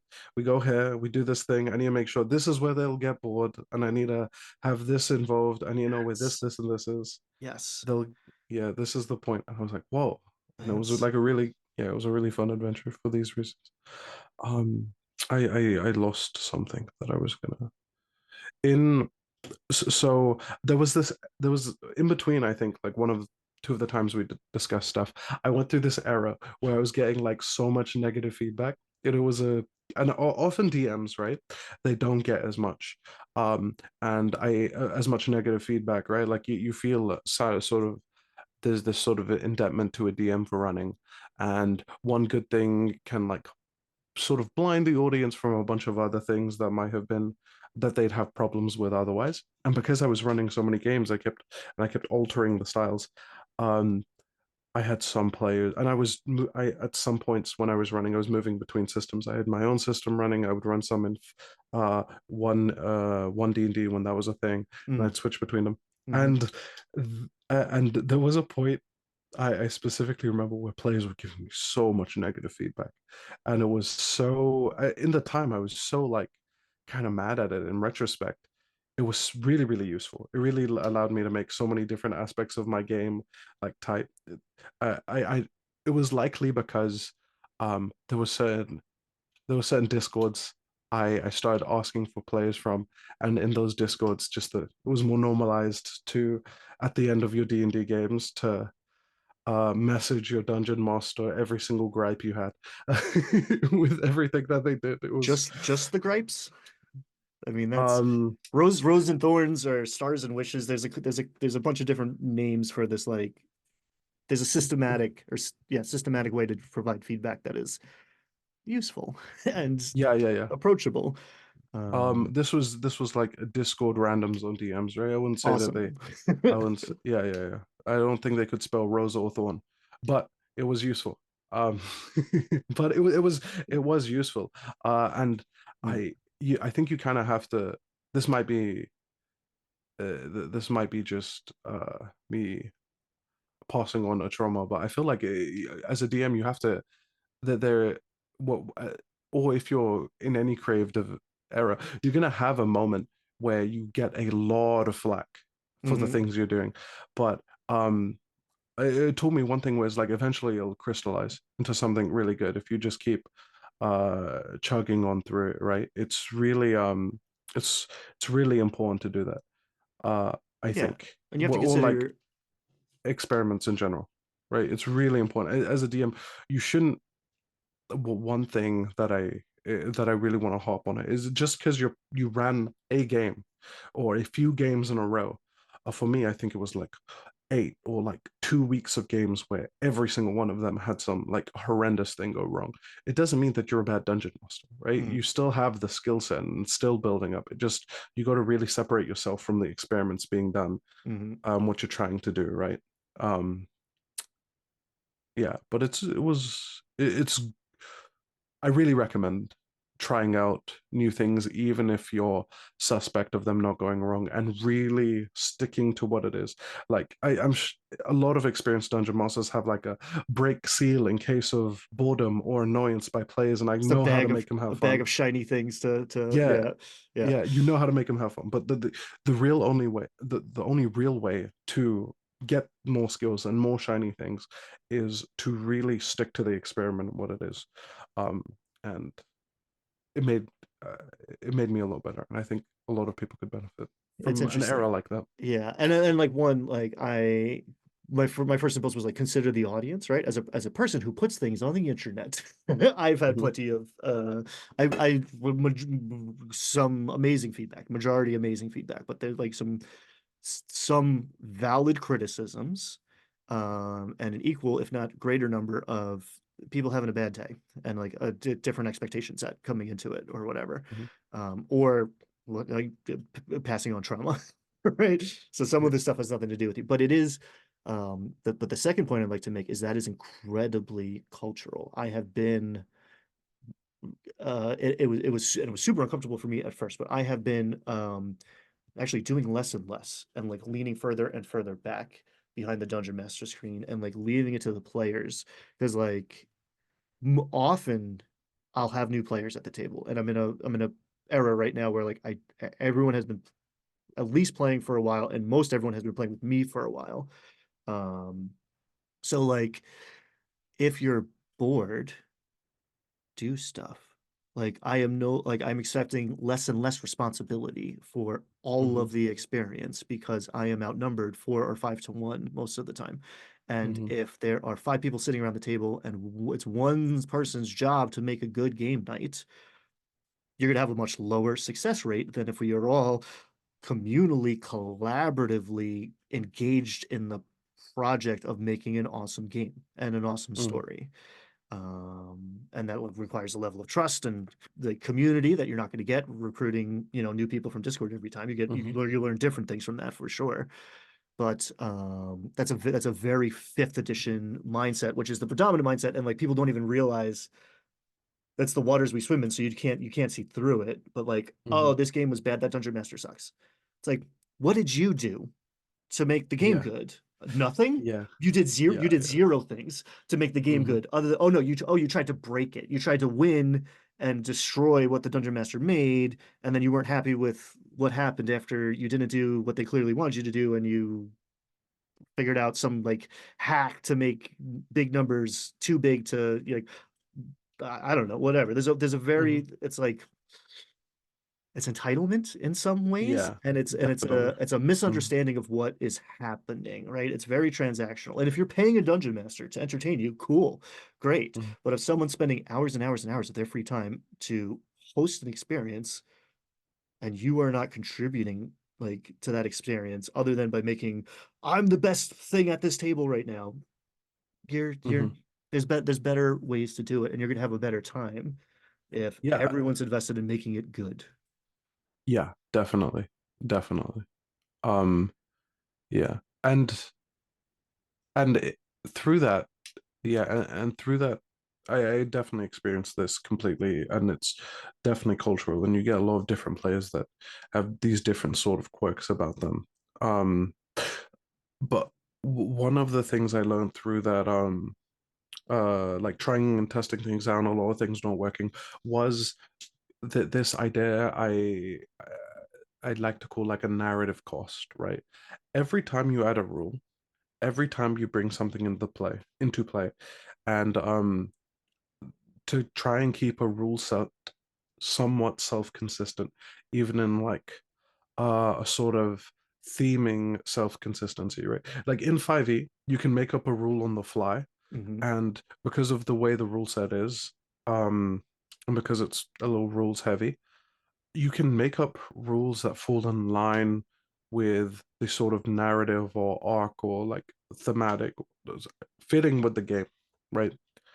Um, but every time you do that, in order to stay consistent, or every time you try to introduce something, there comes at a narrative cost. And this is something I Mm. found with Pathfinder when I Mm. tried to run that I don't think it's any better or worse than 5e when I ran it.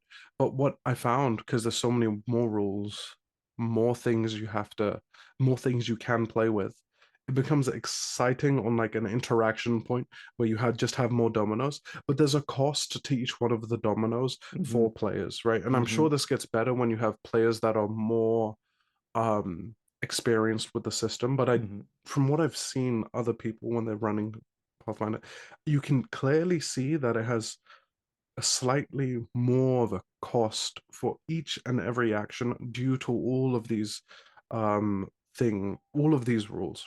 And that's what really got me interested in like rules light systems compared Hmm. to 5e and Pathfinder. I don't think I'm very interested in and through this era of exploration, I found that I'm not really interested in rules heavier systems. What I'm really interested in is any sort of system that sort of strips the game back a little bit. I would love to tell stories to the same depth as 5e, but cheaper. So they have rules and game systems and things of this nature that are cheaper. They have less of a narrative cost. There's less going on with them that takes time away from the game Yes. and allows us to have the same output, right? You, and from that, I've run across a few games that are like more efficient. I haven't ran them yet, but I'm quite interested in that sort of angle of things, you know? And but from that viewpoint, most games are that. Hmm. That's what's so exciting, right? I Yeah, guess. yeah. I Yeah. mean, when I and they're both good. Again, I'm not advocating for one or the other. I want both, just at different times. But like Hmm. I was when I went from 5e to Pathfinder Second Edition, I was really pumped when I was just like, oh, they've answered everything. This Hmm. has they have considered everything, and it all clicks together in a very satisfying way where it all makes sense and it purrs. It's a finely tuned machine with 1,000 moving pieces and like poof. But over time I found myself saying no to a lot of player ideas because there was a feat for Hmm. that. No, your character Hmm. can't do it because you didn't spec into doing it, and I am actually effectively penalizing this person who did spec into it and therefore can't do other things. Hmm. This is So the yeah, yeah, you exactly this. can't do that. So in Dolmenwood, right? There are very few skills, right? A thief has skills, but like most the characters at my table, like there's no like, oh, I'm gonna perceive because I'm better at perception. Mm-mm. What do you do? Okay, this is what happens, right? Ruling's not rules is a famous thing that's in fifth edition that they took from the OSR and didn't necessarily apply. Maybe they applied it more than in fourth edition, but the idea of like what the question is, what would happen? What's the most realistic thing, right? that's Hmm. that's the judgment that I am trying to make as the referee side of the game master, the dungeon master. Hmm. Not what does the book say. It's like, what is the most realistic thing within the narrative that we've crafted that's going to be consistent over time. Hmm. Yeah, well, so one example of this, and one of the experiments that I had that on the arc that started to work again is I had a player pick the thief subclass Mhm, in D&D 5e, and mhm, they have this bonus action that's unique to them that very I think one class can kind of do it sometimes, but it's just unique to them. They can do this an infinite number of times. Whereas their bonus action, they have this fast hands action as a part of cunning mm, action, which they have. You can see in that sentence how rules heavy 5e is. Um, um, as part of their cunning action, in fast hands, they can they can interact with a object mhm, or item quicker. mhm. So now anytime anybody else wants to do anything for the rest of the game, I have to limit that person because if anybody ever picks the thief class, I've robbed them of everything special about their character, Right, or at least the right, best part. right. And this player who is playing the thief class and able to do this more often than everyone else, and was because they have that as an option, they're so much more creative with the way that they'd use it.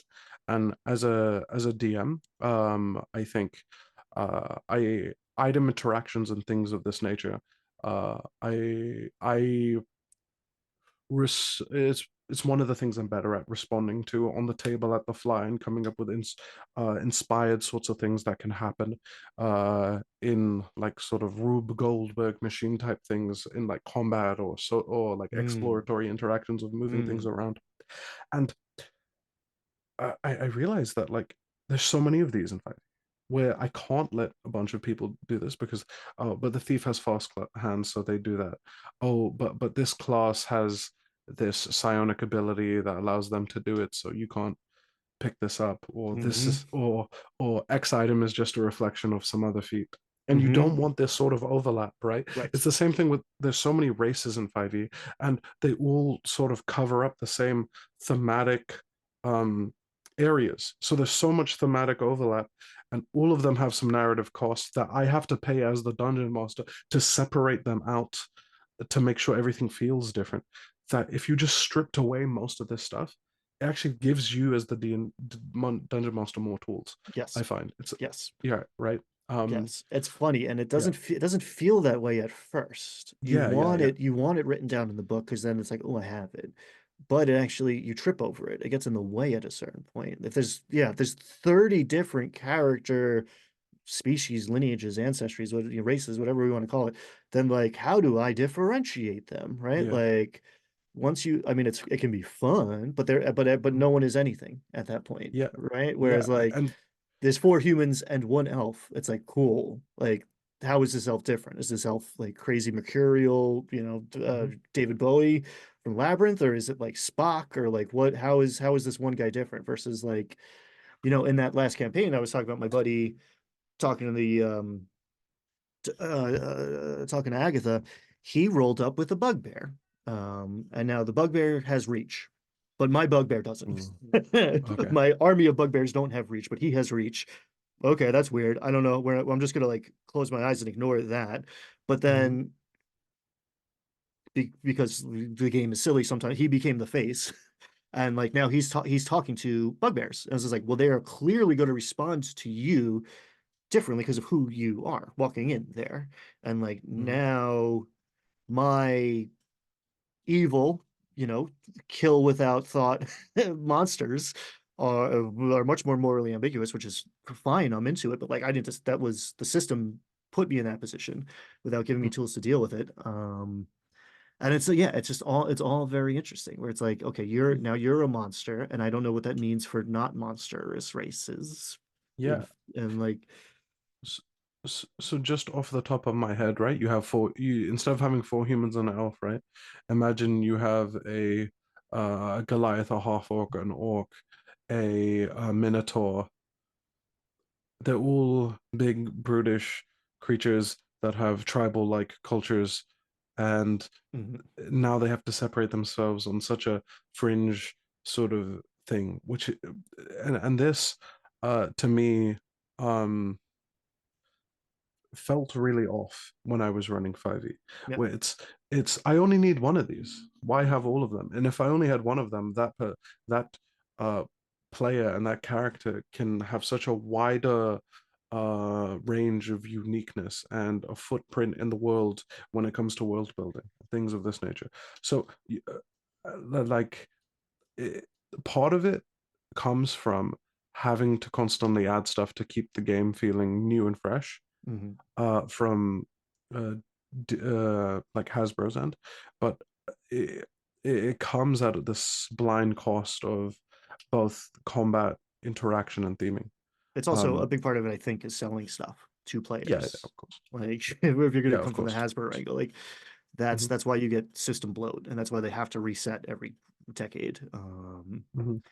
Because yeah, 100%. they sell splat Yeah. books. People want new subclasses. People want new character options, and like I'm all for it. But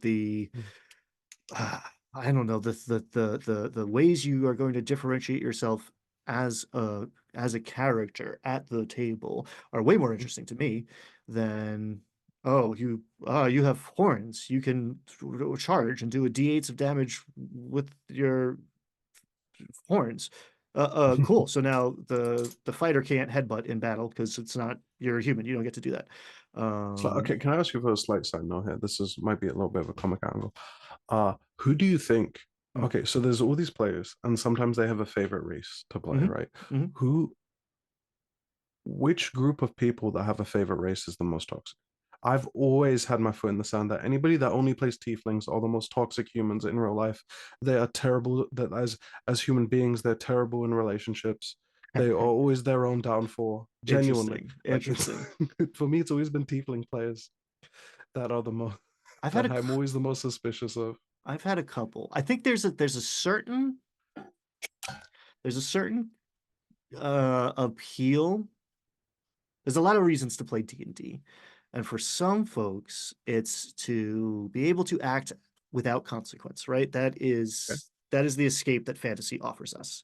Yeah, yeah. And as especially like a lot of new dungeon, I like in my like beginning dungeon master trainer videos, I try to always hit the fact that like you might have perfectly lovely friends, who sit down at the table and turn into complete assholes. And this book imagines that they're going to act like heroic good guys, but they act like heroic good guys all day, every day. They're lawful good as they move around the world in society. For 3 hours on a Wednesday night, they're given the opportunity to do anything they want, and they're going to refuse to jaywalk or whatever, like whatever the hell. Like, no, they're good. They're going to be real dicks.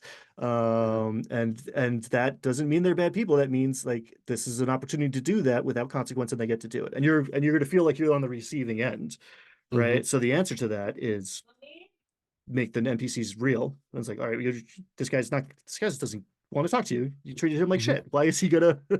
Why are like this person's also real? Hmm. Um, so it's interesting, like the like D&D racing classes like Zodiac sign. I've had Yeah. tieflings at the table that were not like bad, but it's like tieflings and Oh, tabaxi get the most hate on the internets. yeah, that's Um, true. I Tabaxi gets a lot, but I think it's just the furry angle. Um, and it's wild that there's no dog people. I mean, kobolds used to be dogs, and now they're little dragon guys. And like gnolls, yeah, I feel like there a playable gnoll race? yeah, That's yeah. like the one I think so. monster. Okay, yeah, is that the Yeah, one humanoid you can't be? No. yeah, Um, yeah. but there's no like dogs I'm even a running big around. dog enjoyer. Yeah, I yeah, do yeah. What enjoy a about good dog race. yeah? Um, what's interesting to me, I've had a couple players roll up like the same thing. Like right, like I can think of a couple players who like This is what I'm talking about, right? who make the same thing a different way each time. And then I've Yeah. got like my buddy is playing a warlock for the second time, kind of the third time, right? Like two, we'll call it two and a half in one of my campaigns, and it's deeply satisfying to me to see how different this warlock is than his last warlock. Right? Hmm. He cast Eldritch casted he casted cast Eldritch Blast. He Hmm. did Eldritch Blast last night, and he's like, I haven't done that in forever because he's a Hexblade warlock, and like he's made a warlock that barely ever does Eldritch Blast, which is like his bread and butter ability, and that is like, ooh, that's high level play for me. Of like, all Hmm. right, what else can I get out of it? What more interesting, creative solutions and just like interesting Hmm. things can we milk out of this class that I haven't done the first time because I did it the best way the first time. Um, Hmm. yeah, it's interesting. So you don't like tieflings. No, no, It's it's not that I don't like tieflings. you have a The, bigger sample size than like many people, I think. You have a I lot of think interesting data at your fingertips that a so, lot of us don't so, have access to. so it's not I don't like tieflings. I like if you only play tieflings, Mm, okay, good distinction. it indicates a sort. It's like if I keep showing you like a bunch of Rorschach tests, and you keep saying it looks like my mother. I think there's something underneath the surface, you know, like Yes. it's I want to be the devil. yeah, yeah, basically Yeah. Okay. I mean, something okay. like that. That's an interesting thing Yeah, to yeah. explore. Oh, always. On only. Always Oh, only okay. tieflings. Like I Yeah. can't play tieflings. I'm dipping. Like I'll go find some of my tieflings elsewhere. It's just That's this yeah, like this lock in onto a certain mhm. visual that they're trying to constantly recreate. Um, yeah, uh, they're toxic humans in real life. Like even at the game table, they might be great. I've had a lot of these people that are great, but then you talk to them and they always have done something horrific. Like they've always they've like oh yeah, when I was a kid, uh I used to go to juvie a lot, things like this. Hmm. Like they just have something under the surface that's just like whoa, like Interesting.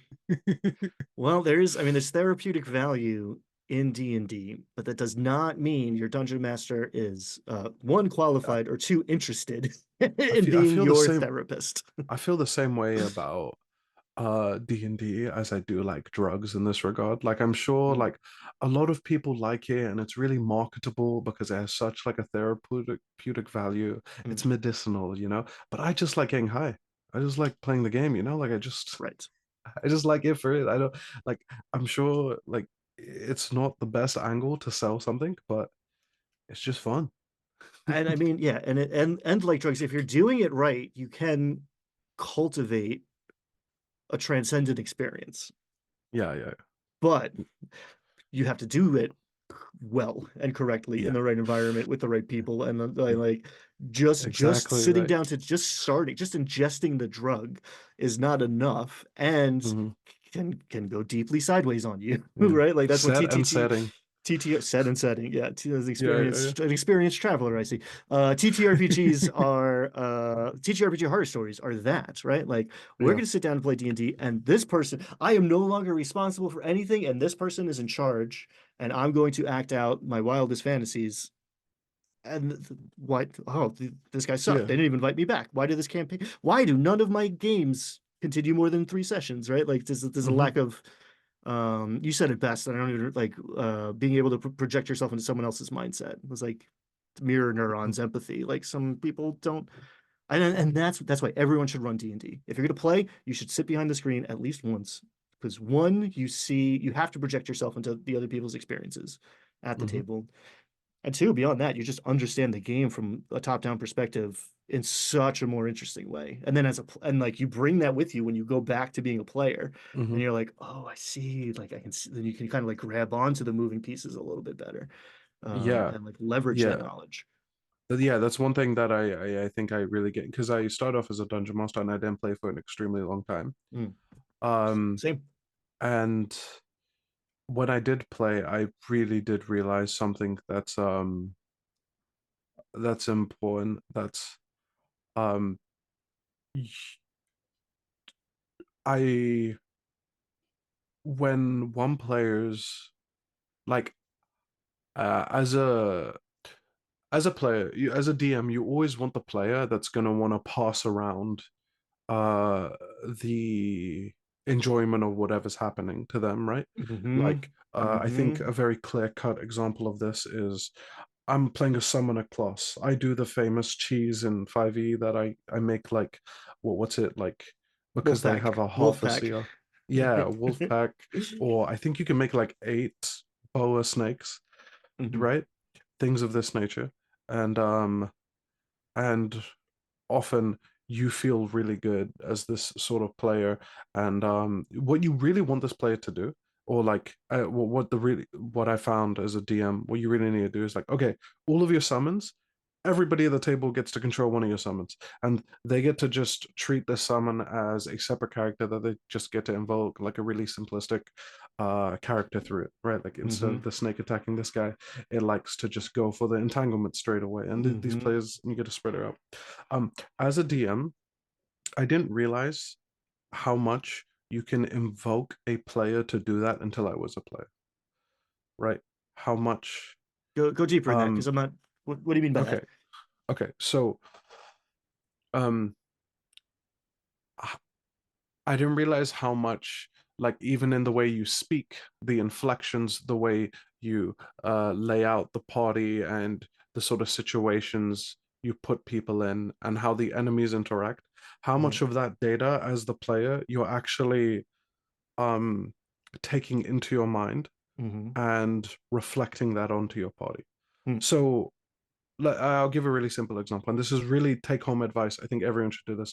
As soon as you start your D&D game, if you're playing with new people, as the DM, you need to role play really, really, really hard all the time. Like at the start, you need Mm-hmm. to really set the pace for your table, Mm-hmm. and everyone else will pick up from where you are. It doesn't matter if your Mm-hmm. friends aren't really RPers, but they find it a little bit weird or strange at first. Mm-hmm. If you just establish that from the very start, that all role play really hard after that. Yes. Um, Yes. and I didn't notice that like this culture or the norms at the table. Like I've always heard DMs talk about, like it's in every DM's tip video about making sure you have all of this stuff. You should have a session zero that goes on for X, Y, and Z long, and this that you need to establish all of this. Saying these things out loud, that I'm sure they help, but they help infinitely less than you doing the thing in front of the players, Yeah. right? Yeah. Lead by So example is yeah. yeah, Yeah. 100%. Yeah. And I think I got this way of thinking because I ran so many one shots and I didn't run session zeros for any of them. Mm. Some of them might have benefited from them, but I didn't run any session zeros, and I just uh, you just play out as the way you would like your players to play, and then they end up doing things um with that same sort of norms and mindsets. So when Mm-hmm. it came to that previous example about like spreading these things out, um having an enemy who does a similar thing respond to it by uh like summoning something and passing and letting the and the creatures acting on the my its allies' turns, so the enemy's turns, and separating that out sets in basis that summons are meant to be spread, right? Mm. And players tend to attach onto those things, right? Like when you see somebody else do something cool, it like kind of invokes you to do it, right? Not invokes, but like makes you more conscious of these things. Yeah, you're Um, modeling it. And I'll call out bads. Like last night, yeah, the druid did a summon, and I was like, all right, but I'm not giving you 20 wolves. Like your turn's not we're not and making it a 45-minute turn right now. Like you'll get a couple big things if you want, right? And what if that's like everyone got four wolves? right. Well, it would be cool, right? If you spread it. Yeah, That's a yeah, different there's a lot of yeah. different ways to get there. But like I think acknowledging Yeah. the here's what's gonna make this less total fun for everybody, right? I think Hmm. no, and then again, that's only the dungeon master can see that much easier than the player. Because when you're the player, like Hmm. you're making eight more decisions and it doesn't feel like your time is passing differently for you and you're not necessarily aware there's three or four other people just like sitting there waiting for Hmm. you to roll a d20 Yeah. 16 times because you have Yeah. advantage because of pack tactics and like you're trying to win and I'm trying to make the most fun happen for everybody and the most interesting Hmm. story happen for everybody. Yeah. And those are That those that are sometimes competing in a good system. that Those are corollaries, but sometimes those are competing interests. yeah. That really reminds me of something else I realized as a player. You don't it wasn't obvious to me as a DM how much different players want to different things. Yeah, yeah, Yeah. yeah, yeah. Because as a DM, like I'm taking them through things and they're enjoying it, and I have X amount of time with each player. But as the player, you are far more conscious of how everything you do stacks up against your goals and your things. And I Mm, didn't realize, maybe it's how I am as a player, but I've noticed that as the DM, I'm more conscious of, again, trying to empathize with each and every player at the table and realizing how this stacks up against everything that they would want and this person would want and that person would want. And it's in these subtleties where I'm more conscious of like, oh, I'll add this small item here that's they'll just pick up, that they might pick up and continue moving, but it'll be really the player who's not as much in the spotlight or hasn't been for the past couple of sessions. It calls back to something they want and sort of reestablishes that they're also at the front of this party, you know? mm, Things like mm-hmm. that, right? Like you go And it's measuring out yeah, the it's different interesting. ones. There's a lot of like there's a couple different like taxonomies of like player types, right? Like I think for the fourth edition DMG spelled it out. And there's one in Goodman Games, something or other, but like different players want different things, and it was actually what's been called like the audience member in a couple of these categorizations that really made me see it, where like some people don't want to be in the spotlight and don't need to be in the spotlight and will like take their turn in the sun to keep the thing moving, but Hmm. like are perfectly content in the back seat, like watching it all happen. Hmm. Because I've invested plenty of energy trying to like get that person to like give them opportunities to shine or Hmm. whatever, and they actually are saying no thank you the whole time. And it took me a while to it realize that. But yeah, different people want different things. It makes I sense when you re say it. it really is enjoyable though when you get a player like that. And I had this happen a few times just because of the flux of games, right? Mm, That everyone else was down and it's just up to them and they have mm, to make all the decisions mm. and like really see them take the heat. I think that yeah, like the spotlight doesn't have to be evenly distributed. I don't think you need that for a good game. But uh, ish, I think that everyone should have at least a few moments, you know, and I think that's especially in a long arc, Yeah. it's really satisfying. Um, the the so you when you was to, are there any other of these taxonomies that you thought were interesting, or There's um, some overlap. I think, once you start creating categories of people, it's either like there's two kinds of people, right? There's one who doesn't think there are kinds of people, and there's two who think there's a million kinds of people.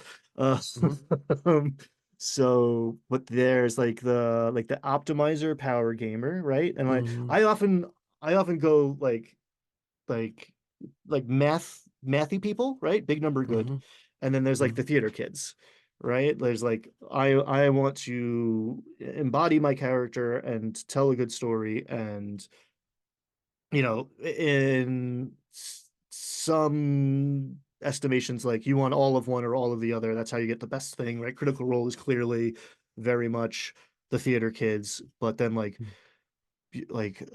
Emily Axford is that, and is also phenomenal at the math side of the game, right? Like Brendan Lee Mm-hmm. Mulligan, when he plays, he is like clearly a narrative genius, but like my man can shape a character and like Mm-hmm. tool up a system.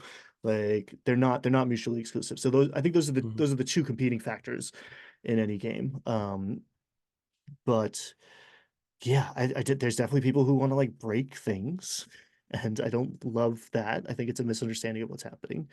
Mm-hmm. Um, Yeah, there's like definitely. audience members and beer and pretzel. That's because I fall into that camp sometimes too. Like sometimes you're just like, yo, I just got home from work. I'm not looking for like an emotionally taxing experience or a complex strategic math problem. Like I want to chill out and eat crappy carbs and maybe have a drink and just blow off some steam for a couple hours. Like, can we just Yeah, curb stomp some goblins? And like, you know what? Yeah, tonight that's the right answer. yeah, So yeah. I'm a rare breed in that Uh, like I'm a multiplicity. Like I just give me all of the things. If you just give me one of them for too long, I get bored and I need to go do mhm. something else. Yeah, Um, yeah. I think we mentioned this on a previous discussion, but I do think DMs tend to be the most exaggerated version of the taxonomy that they are. At least that's what I find more mm, often than most people, right? So one of my buddies, he runs a ton of D&D, but whenever he gets to play, he's just a brawler. He's just a combatant. He's just a straight fighter interesting. type guy, Hmm, right? I think when I've seen Brendan Lee Mulligan kind of play, he is the exact he uh, I haven't seen a lot, so maybe he's different under different characters. But when I saw him, he was very that sort of uh I don't even know how to describe it. He was very into that sort of improv, sort of sparky angle of what was going on, and I think you hmm, can see that in his background too. hmm, hmm. Um, when yeah, when I've seen Matthew Mercer play, he's very uh he's just the explorer and he's just like really interested in seeing the world and what's about it's the things of this. Yeah, I have noticed this, and when I've ran for DMs and that sample that I was running for, it's I saw a similar thing where they've like kind of hyper fixated on this one aspect that they want to enjoy as a player. um yeah, It's maybe interesting. maybe I'm off on that, but one No, I thing I did think I want think to. that's because it's the thing that your a DM is always thinking about the most, and a forever DM is getting the least at bats to experience it. Mhm. Um, Sometimes you get a DM who's like a bad player, and those are my hmm. favorite. Those Oh, are my favorite interesting, people to play for because they get everything right, and they almost get what they're doing that is wrong, but they just can't help it, and I love that. You know how's what I mean? how so? Like Um, they're playing the system, not the setting, or what do you mean by that? yeah, like I've had people before just come to me and say like, "Oh, I would hate if somebody was to play in my game like this, but I'm gonna do this to you. Is it okay?" Interesting, Yeah. interesting. Um, yeah, and And like me, I was like, do you want to collude? Like, this is a one shot in your world. Like, do you mm, want like I will do anything. Like, you tell yeah, me what you need. That's like, what, yeah, it's service yeah, minded DM style. Just like, yeah, yeah, yeah, 100%.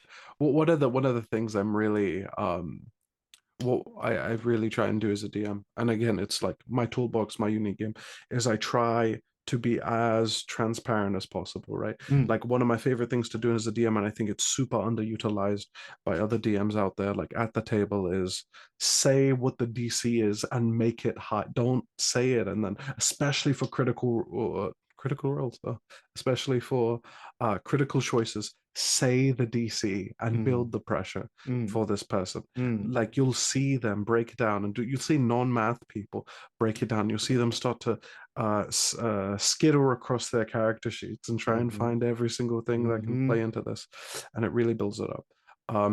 Or say the things, um say how they can potentially affect, like a vague direction of how they can affect this DC and say the thing and just drop them in there and just go quiet. Hmm. Um, it Mm. really, it's really effective. It's really useful. And so I think there's a lot of I'm pulling the strings and telling the story behind the screen, but I'm much more of the DM that's like, we're gonna lay this out on the table. I think this should be the DC for these reasons, and then we'll discuss, we'll find it, and then I'll just let you try and figure out what you want to do with it, you know? Um, or I think that I'm gonna roll this, this, and this for this to happen to the wall and the chandelier. Do you think that's right? Um, and it's a different sort of gameplay, and you get different sorts of outcomes and uh player talk, but I find that more satisfying, oftentimes, you know. Yeah, and it's a much more So, interesting conversation to me because again, we like onboarded into the Pathfinder and a really deep, heavy rule set. We were all learning at the same time, and I was just like, we're all gonna learn together. Like, I'm not gonna take a month to like study. Like, we're starting next Tuesday. We're playing a whole different game, and it's a big one. So learn your stuff. I'll learn my stuff. We'll talk about it as we go when questions arise. Um, what does the book say? Can be fun. Like, what would happen? Like, what would happen? What's realistic here? What do you think would happen if that's what the situation was? That's a much more interesting question to me, and that's a much more immersive question to me. That puts that pushes the player down to the character's level mhm, of like, all right, looking through your character's eyes, like, sure, you could try that, but like, what do you think? How difficult do you think it would be? And what do you think would happen if it went wrong? mhm, And like opening up to the other players at the table too, because like the guy who's trying to win might not give you the right answer, even if they're not mhm. like, even if they're Exactly objectively this, trying to right? tell a good story, but they're like, subconsciously you're like, I don't want my guy to die. So like, but Mhm. the guy sitting next to him's like, oh, cool. Yeah.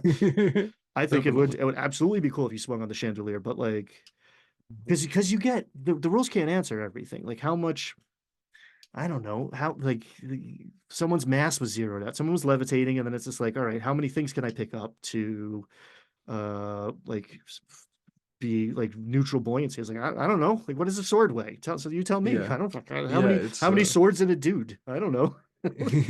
Like we could figure it no, out together. no, yeah, it was I forget who did this. It was but they were describing using featherfall, that instead of making your falls less, they, because they were going from hilltop to hilltop in Mm-hmm. this sort of terrain, that they allowed them to use it as a sort of because you can obviously roll down a hill really fast because it's such a steep slope, but you can also jump and have a little bit of Yes. sort of, yeah, you can have an extra some hop before you do that, right? And so you have to do all this math and trajectory of how you angle yourself, or if you if you follow the rules of featherfall, right? I'm sure there's some list of rules in 5e that can assess. Actually, you just fall straight down, so you'd move at like right angles, but instead you can, But it can't kill your forward momentum, right? This is the yeah, interesting yeah, yeah, stuff yeah, of like, exactly. yeah, yeah. Yeah, yeah. So if you pop Featherfall, it lasts for 10 minutes at the top of a hill. Can Mhm. you jump from hilltop to hilltop and just swoop your way down this landscape? Um, and doing things like that, I think, is really, really fun and just Yeah. outside of the box. Do you have any tales? Do you have any stories? Or like a rule you've implemented into 5e? Because we've talked about them so much, right? Is there anything you've implemented at your table or you've taken from the games you've been playing recently that you're gonna be like, this isn't my tool bag. I Yeah, really well, love this one. I mean, last night I handed out magic items because we're playing like, what are they? They hit level 9, and we're coming into the close, and there's been like a magic item per level sort of mechanism. And last Okay. night that guy was like, I'm probably never going to see you again. And they're like, oh no, what's going to happen? I was like, no, I'll be fine. You guys are probably not coming back. So here's 2 levels worth of magic items. And somebody pulled, and I rolled for it this time. They couldn't like custom order it. And he got the boots of levitation. And he's like, I want to do this to like Crouching Tiger, Hidden Dragon was what I saw when he described what he was trying to like use his ability to like hover to propel himself through this dungeon. And I was like, yeah, absolutely. Because I'm leaning more and more into that old school level of play. Whereas if there's some monk subclass that does that, then like the answer should be no, because you're a blade singer wizard. Like the magic item doesn't quite work like that. It's just up, down. And that's what I told him. I was like, levitate is not fly. It's your y-axis. It's not your Mhm. x-axis. He's like, yeah, but if I push off and like someone else has a broom of flying, so they were like, gonna like crack the whip on him and like so like yeah, it's just like Yeah, what would happen? How would that work? So I'm not gonna do trigonometry tonight or whatever. I guess it's like radial geometry, but like we're going to yeah. you figure out like what's the best approximation of what how that would actually work. Like that Mhm. is my interest at this point, Yeah, not what do the rules say. you should have popped open your Riemannian geometry textbook right there. I think that's the Again, only right thing to do. English major. Uh, that's the only right thing. I had a Slavic assistant professor like very disappointed that I didn't know how to do radial geometry because I was in it was cosmic radiation for non-physics majors. It's like I don't know how to I'm not Yeah. what no dude. 'Cause in other countries, they in their tests, I this is a tangent, but I think it's really funny. In their tests, they don't have like I know this is true in Italy or like but it's true in other countries too, where they take a bombardment of tests, but they're not on like we're not you're not sitting your math test.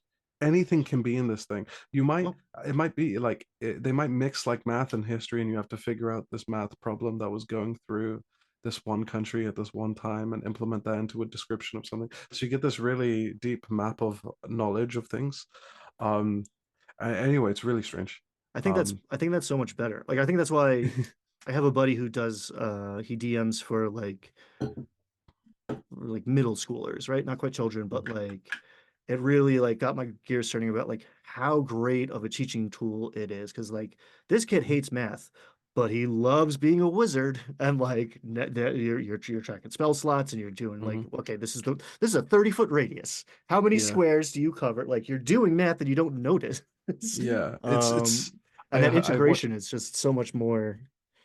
Yeah. Yeah, I watched somebody, an English teacher, describe how during this Drake Kendrick beef, right, Mm. their students that are almost illiterate breaking down Kendrick's verses and how like there's this for the quadruple entendre you don't even understand, and this word means this, but in this context and this historical thing implies that this is going on, and just breaking it down on like could feel like four essays of just what's going on. You Yeah, know, man. it's There's interesting that where people pick up certain yeah, knowledge bases. there's hip hop heads out there who don't like poetry, and it's like, yes, you do. And like, do you know why you think this is better than this? Because this guy's using meter, and this guy isn't, and that's why this sounds bad. And this is, I mean, I fuck, man. There's some like I'm not a huge Yeah, hip hop guy, but like some of that Biggie Small stuff, like you just like typed out on the page. There's music in these words, and that is poetry. Like that's what poetry is. Like it does. Like beats are cool, right? I'm a bass player, man. Like I love musicians. Like, but like if I can take a sheet of paper and put words on it, and there's a rhythm inherent in them, like, ooh, that's fucking that's magic, right? We used to think that was what magic was. All right, we've been going for a while, yeah, so yeah. I'm gonna You want take to a roll break. some dice? I Oh, well, okay. actually, I might want to split this one in two because that was a great conversation. Okay. Um, really enjoying it, but I need to top off my drink, Hmm. and so we will be right back. On Twitch, where should folks check you out? It's Oh, underneath you right now, but Twitch and so I guess YouTube and Twitch is the place that I'm posting more and more right now. I have hopes to do more YouTube stuff later. cool. Yeah. Yeah, yeah. Links where the links go Hmm. to all of that good stuff. I'll link to our previous conversation, and there's a ton of good one shots in the world of Strata, right? Strata was the city or the Yeah, world? Is that was what? Yeah. Strata was the world. Cool, cool, cool. Yeah. Some brilliant, really impressive world building, and I think just like qualitatively, but like quantitatively, like volumetrically. It was just like a really interesting challenge that you set for yourself, and you did a great job. And Mhm. like Yeah. player characters became religious icons, like some really cool stuff came out of that Yeah, campaign. yeah, it was solid. So yeah, brilliant stuff. Also, your Discord is a great hub. I'm gonna put that down in the description as well. Thank you. And we'll be right back. We're gonna roll some dice and play some games and have more fun.